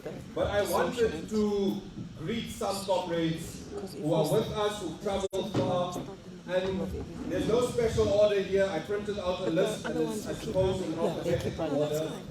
So I think we must start by introducing our comrades from Benin, led by their General Secretary of the Communist Party, Comrade Felipe.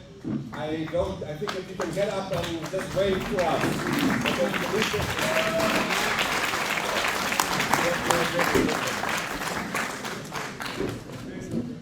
We also welcome the delegation from Cote d'Ivoire, led by the General Secretary of the Revolutionary Communist Party of the Cote d'Ivoire, Comrade Kwesi. Welcome.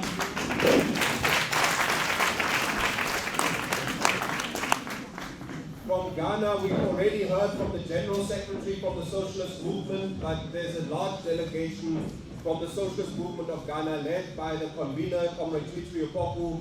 Welcome, comrades.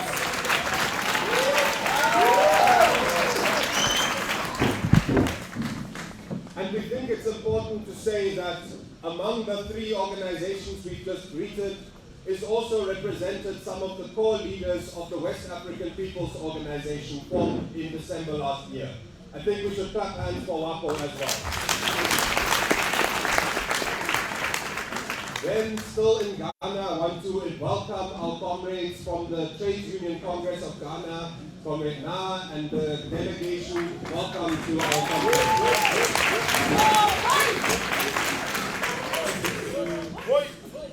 Then, comrades, I know one or two people are still arriving, but we do have a very senior delegation from the party of Amilcar Cabral, the PAIGC from Guinea-Bissau. Welcome, comrades, to the conference. So you stand up, please.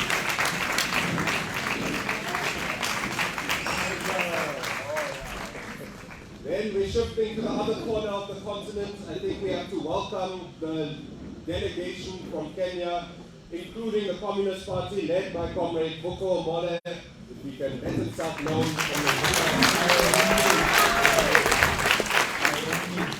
Also, comrades still in Kenya, Comrade C from the Kenyan Peasants League. We welcome you to the conference. Then we have two comrades who have actually been here from day one. They were participants in some of our first courses in the Nkuma School. So comrades from the Matare Social Justice Center, Comrade Kasheke, welcome. Welcome back. Also to Comrade Margaret from the Women Concern Center in Kisumu. Welcome, comrade. Then we have to also welcome the delegation from Lesotho, led by Comrade Solong, the General Secretary of Unite. Welcome, comrade.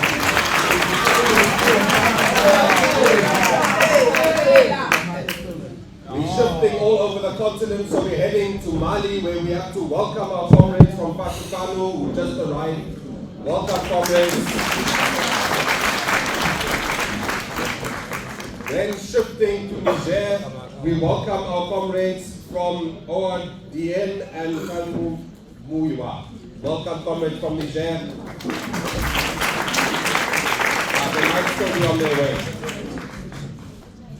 Then Comrade Chido from the Socialist Library Archive. Welcome. I know you didn't get much sleep, but welcome nonetheless. From Nigeria, that is. Then, comrades, we are very, very honored, and we think it's important, not just symbolically, but to connect our struggles, that we have a comrade representing Western Sahara in our conference. Welcome to Comrade.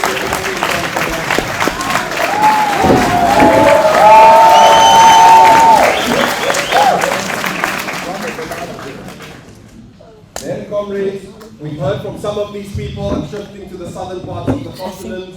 But we want to welcome, we've heard from Comrade S'bu from Abahlali, but the larger delegation, Comrade George Bonono, and the entire delegation, welcome.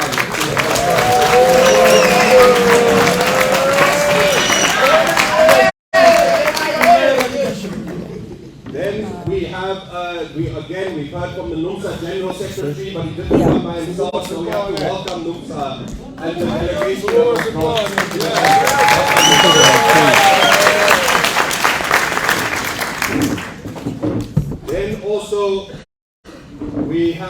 leadership of the Socialist Revolutionary Workers' Party in the meeting. Welcome, comrades, the DGS, the National Treasurer we've seen, to SRWP. Welcome, comrades. We get up so people can see your faces and we know who to approach for our bilaterals. Next, comrades, again, Comrade Jim, welcomed them already, but I will reiterate it. Our comrades from SAPU, welcome to this conference. We're very happy to have you here.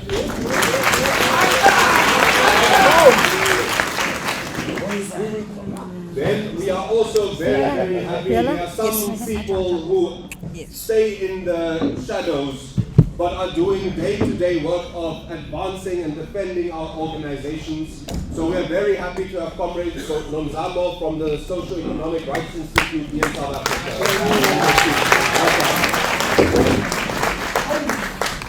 Then, and I don't know if the entire delegation is here yet, but we are happy to have comrades led by the President of the People's United Democratic Movement in Swaziland, comrades from Kudemo. We welcome you to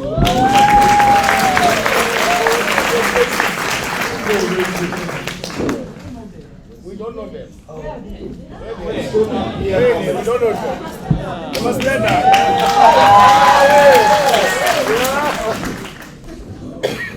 Then we also have comrades from the Swaziland Rural Women's Assembly who are also joining us today. Welcome, comrades.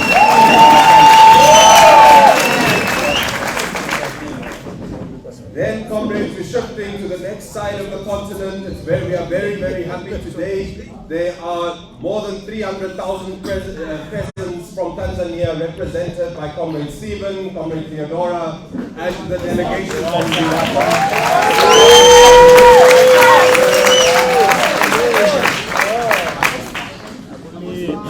Also, again, we are very happy to have the Tanzanian Socialist Forum led by the General Secretary, Comrade Tina, represented in our conference. Welcome.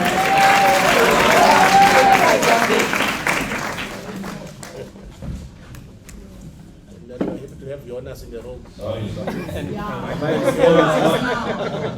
My voice is not that loud. So, then, comrades, again, and here I think I want to pause and do not just a warm welcome to this delegation, but to also appreciate that in many ways we wouldn't have been where we are today if the leadership of the Socialist Party, led by comrades Cosmas and Chris, weren't the ones who were driving the work of the Pan-African process since 2015. So, comrades from SP, we welcome you to our conference.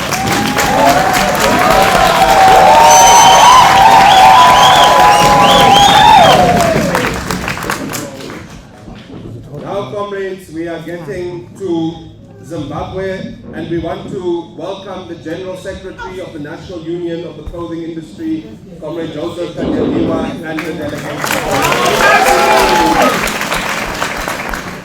Next, we have another General Secretary from the United Food and Allied Workers Union leading the UFAU's delegation, Comrade Adi. I don't know where you are, but welcome.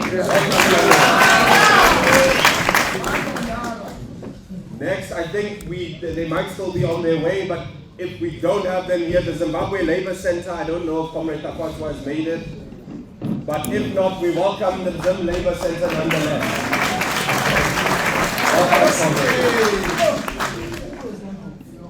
Then lastly, again, we have someone who broke ground quite literally in this place when we had our first course in 2016. Comrade Oliat has returned with the leadership of ZIMSOF. Welcome, comrade.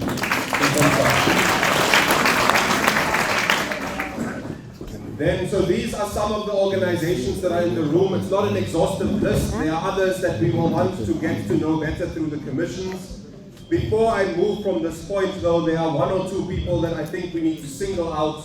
When Comrade Jim was making his intervention, he was speaking about the fact that one of the things that movements have crystallized has been the International People's Assembly. So we're very happy to have Comrade Joe with us, who is representing the IPA here in this conference this week. Comrade Joe, if you're around, we welcome you.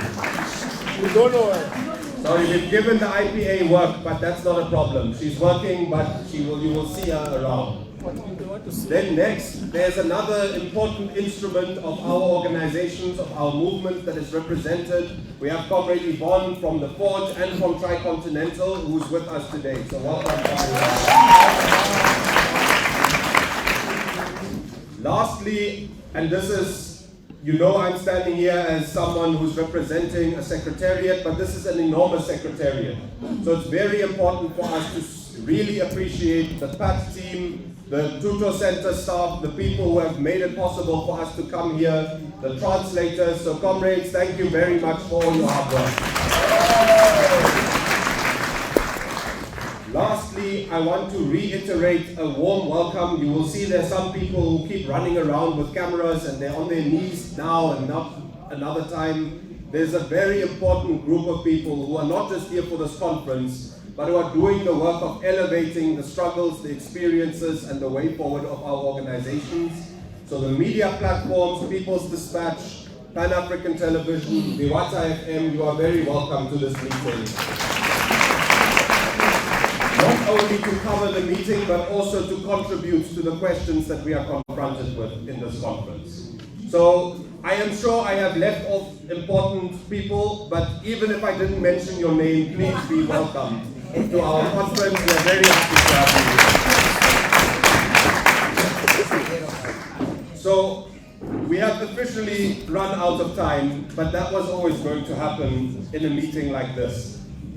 So I knew we would run out of time. We also knew that it's going to be very difficult to follow the speakers, including Comrade Kwesi, who even though he said he's not going to spit fire and give a keynote address, he spat fire and gave a keynote address. So I think we must clap our hands for Comrade Kwesi and for the. So in your conference pack, you will find a longer report that has been prepared by the Secretariat, not as a conclusive list of all that we have done, all the challenges we confront, but as a point of departure and a bit of a contextualization for the conference that we have here. So because we don't have that much time and we have the report in your packs, what I'm going to do is really to summarize it by asking 4 questions. And to ask those questions for the purposes of getting us thinking, because at the end of the day, we have 8 commissions for the next few days. We are here to do a lot of important work. And that work is what must guide our collective efforts as we walk out of the gates of this conference. So the 4 questions I want to go over in the form of trying to summarize a report has to do with number 1, what have we achieved? We have come a long way. The first Dilemmas conference was in 2015. The last time we were together in the way we are now was in 2018. So a lot of time has passed. What are some of the highlights of that time? Number 2, what is the world, and more particularly the African context, within which we are convening this conference? We must understand the world we are in order to figure out the correct strategy and tactics towards socialism as we've agreed this morning. Thirdly, I want to make a brief reflection of the last few years when it comes to the struggles of revolutionary and popular organizations on the continent. And then lastly, I want to leave us with a few questions that must animate us as we get into our commissions, as we debate among one another, and as we try to gather for this conference in the next few days. So coming back to number 1, what have we achieved? This is not only the work of the Secretariat. As you know, a Secretariat works for someone. And it's really therefore a report that I am sharing on behalf of all of you. Because these are the achievements of the organizations, the efforts they've made, the resolutions they've taken, and also some of the instruments and infrastructure that has been set up. The PAT Secretariat was born in Lusaka in 2016 in a conference where it was agreed that the challenges confronting people's movements and organizations require a concerted effort of people who are going to do 2 things. 1, build unity among progressive forces on the continent. Number 2, strengthen those progressive forces. So it is these two principles that have underpinned the work of the Secretariat over the last 7-8 years. What we have in particular been able to do is to have a series of conferences, but also a series of meetings and visitations. Most of the countries that we've read out here are countries that have been visited by the leadership of PAT, by the Secretariat, by one another. And through that, we have been able to really achieve two things. We've been able to introduce ourselves to one another. We've been able to map the progressive formations on the African continent. But number two, and perhaps more importantly, we've been able to build unity among these organizations. We've started figuring out what is the analysis we have in common. What are the challenges that we have in common, in spite of the fact that there's all these mechanisms for us to be divided. The second thing that we've been able to achieve alongside the conferences and the visitations has been this question of political education. It is not an accident that the place that we are gathered in today is the home of the Nkrumah School. The Nkrumah School, alongside political education spaces from the Frans Fanon School in Ekenana, to the Amilcar Cabral School in Ghana, to the school that is operating out of Tunisia, and the many, many other political education spaces that have been created by our organizations, has had the task of building stronger organizations by building cadre. These two tasks have gone hand in hand. And our evaluation is that we've made some important progress over the years. I'll come back at the end to some of the ways in which we need to make more progress. But I want to cite two examples of what we think has been an illustration of the achievements that our organizations have made over the years. In May 2021, there was, for the first time in more than 30 years, a huge strike in the textile sector in Lesotho. 38,000 workers went onto the streets for the first time in a long time. Many of the people who were leading those strikes and who were articulating what it is that the working class of Lesotho demands were people who have passed through the political education schools that we have. So that's the first reason.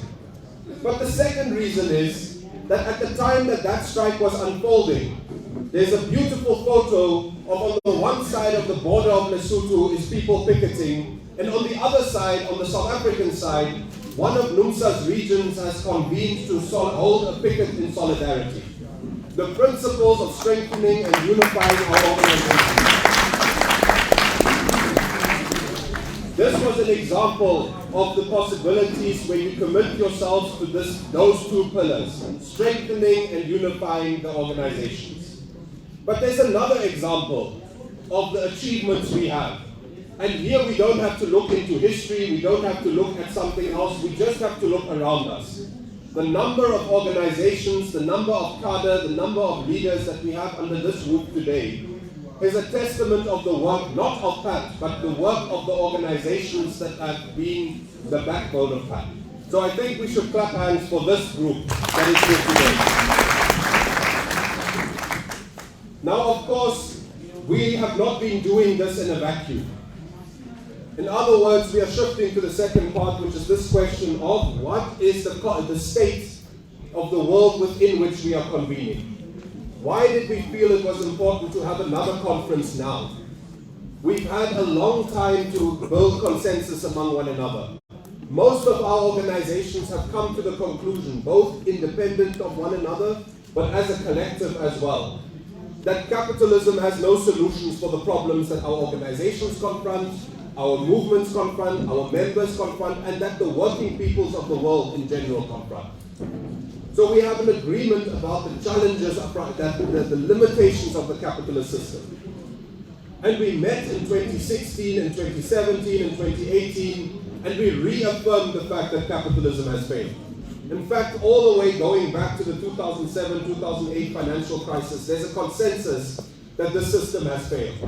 But in the last few years, there are two important developments that make this even more clear. Number one was the COVID-19 pandemic that most of us had to confront in one way or another. And it became clear, even to those people who would have disagreed with us a few years ago, that capitalism was killing people. It wasn't the virus that killed people, it was the fact that they were not able to get to hospitals because our hospitals has been defunded. So the crisis of capitalism was highlighted by that pandemic. But the second development within which we are meeting now is not just the fact that capitalism has demonstrably failed to provide any kind of solutions, but also the fact that we are meeting in a world that is changing. The world is changing in the sense that the economic center of gravity is shifting from the western parts of the world to the eastern parts. This is not only a USA versus China question. It is a broader question of the old empire is no longer economically as strong and as vigilant and as powerful as it has been before. At the same time, we are seeing certain countries starting to assert themselves in different ways. Russia, China, but even countries that are joining countries that have been doing this all along. Cuba, Venezuela, Iran, many other countries are starting to say that we are going to choose our own way forward. We are not going to follow the trajectory that has been told to us. But thirdly, this geopolitical shift we have identified has come alongside extreme violence and extreme militarization. Over the last few years, many of our organizations have been treated in our own country as though we are enemy number one. Issues of police brutality are on the rise in most of our countries. Issues of violence and militarization are getting worse, both domestically but also internationally. Comrade Kwesi mentioned the fact that we are confronted by a proliferation of military bases. Those military bases have nothing to do with bringing peace and security to our people. These are military bases about protecting the interests of those who have exploited us for centuries. So this question of militarization has become much more extreme in many parts of the world. We know that we have been confronted by violence many times. But we are even seeing that boomerang that has been thrown by the colonial empire. That boomerang is even starting to come back to those centers of gravity and centers of the monopolies. Fourthly, we are confronted by countries where our states have been hollowed out. One thing that we have seen is that the state does not have the capacity to do things such as intervening in the economy, or providing decent healthcare, or providing decent housing, or even simple things like providing electricity for people. The capacity of our states has been hollowed out by a combination of neo-colonial stooges and some kind of populist looting. But we know that many of our states are not able to solve the problems confronting the masses of our people.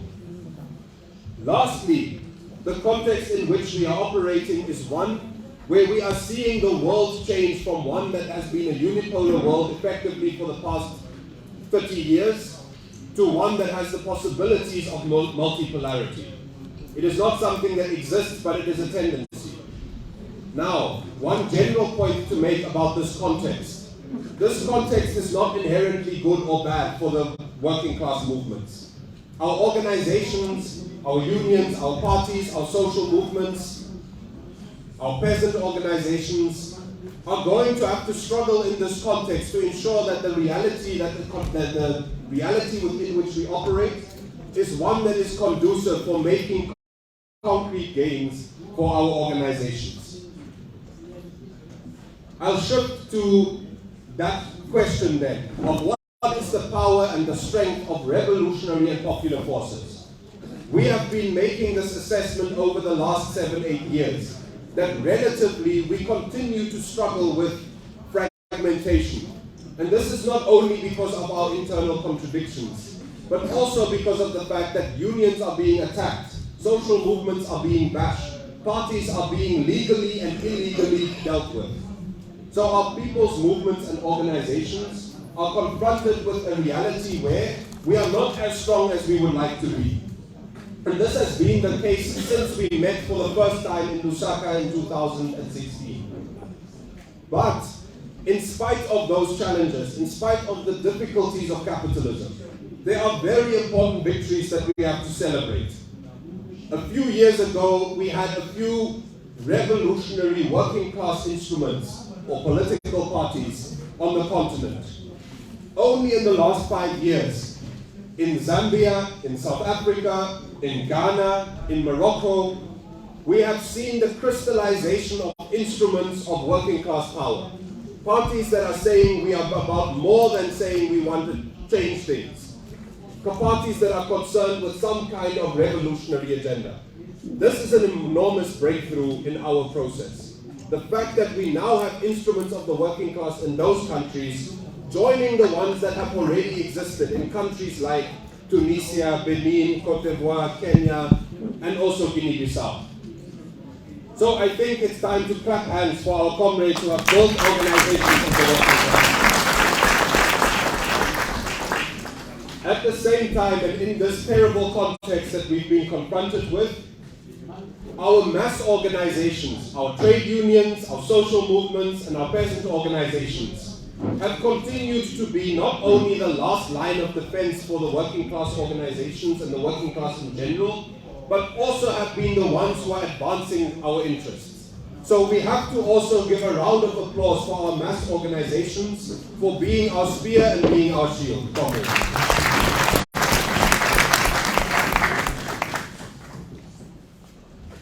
Of course, all I'm doing is trying to say what are some of the realities within which we are going into the commissions. We don't need to go into the commissions to rediscuss what we've already agreed. The task of these commissions is to break new ground. And in doing that, there are a couple of questions that should guide us. And these are guiding questions not for individual commissions. Our chairpersons, our resource persons, our scribes in the commissions are going to help us make sure that we have robust discussions and useful, implementable resolutions. But the conference as a whole has at least 3 areas in which it needs to grapple. Number one, and this has been mentioned in different ways, but this conference needs to ask itself the question of how are we going to make sure that we define the elements of a common program towards socialist construction. That is what we have to walk out of these doors with. There has to be an implementable, concrete proposal of how are these movements gathered under this roof going to go and build socialism. Number two, that we have to be in the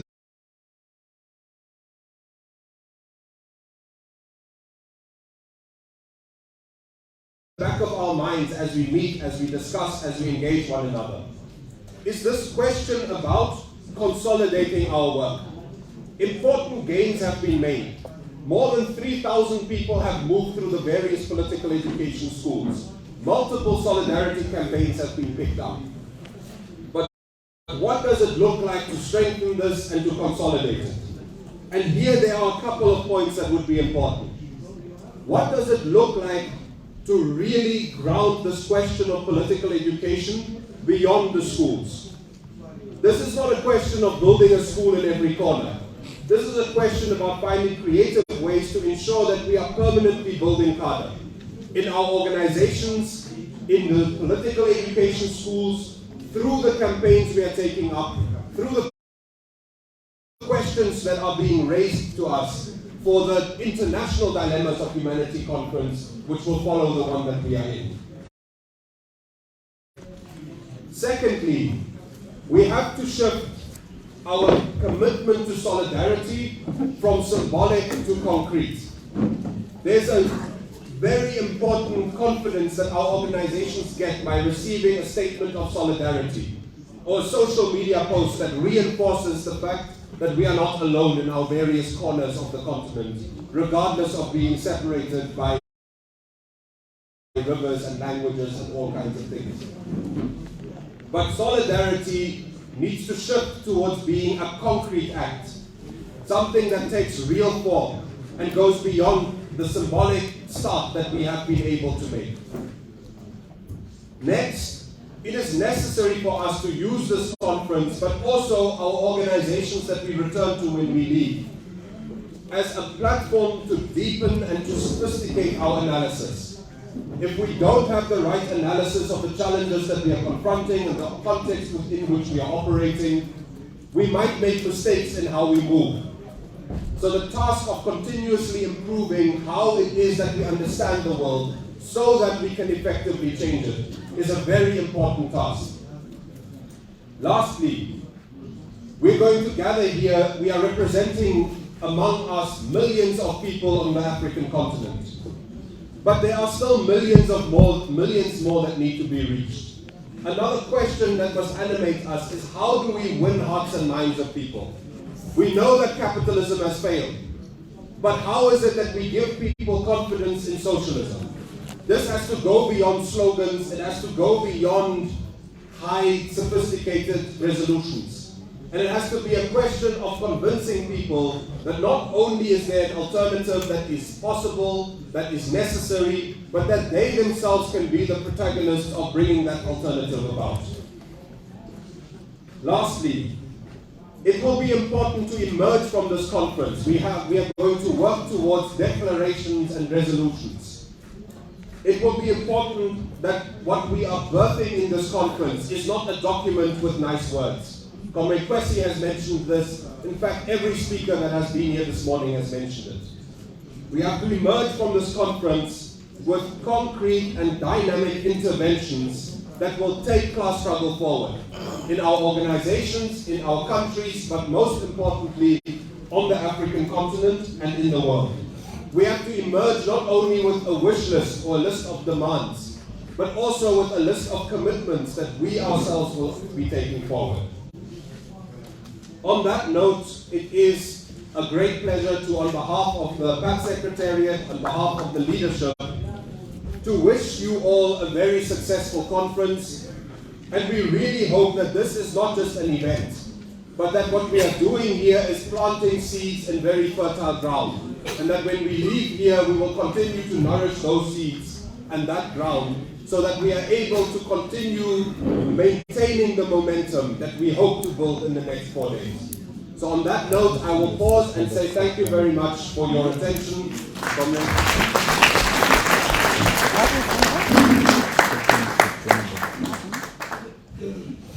This brings to an end our opening plenary of this conference.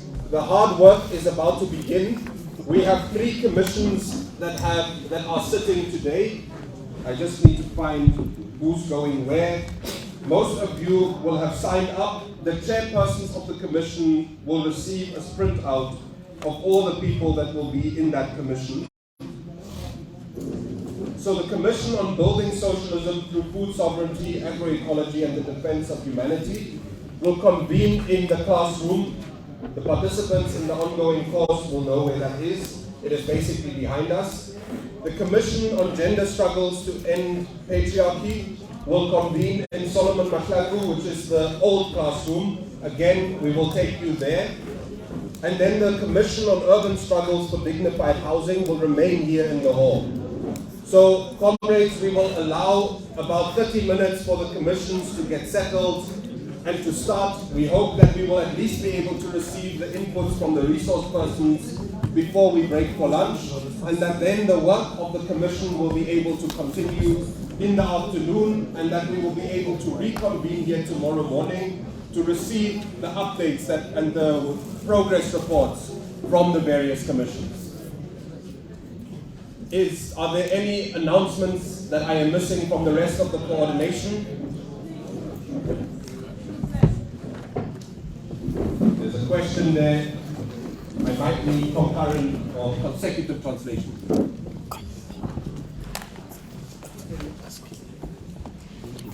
Bonjour tout le monde. Okay. Excusez-moi, tout à l'heure dans la présentation des organisations qui sont présentes ici, on a omis mon organisation. Moi, c'est Mathieu Soupin. Je représente. Oui, je disais que tout à l'heure, lorsque le camarade présentait les organisations qui sont participantes à cette conférence, il a oublié de citer mon organisation. When the comrade was presenting all the representative commission here and all the movement, my movement was omitted. Voilà. Donc je voulais vraiment être présente ici. I would like also to show myself that I'm here.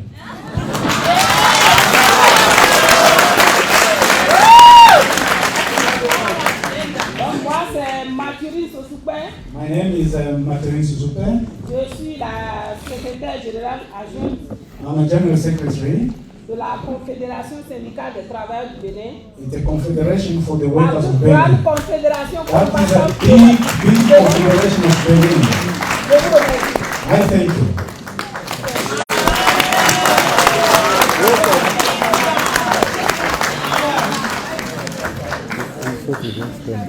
We welcome you, comrade.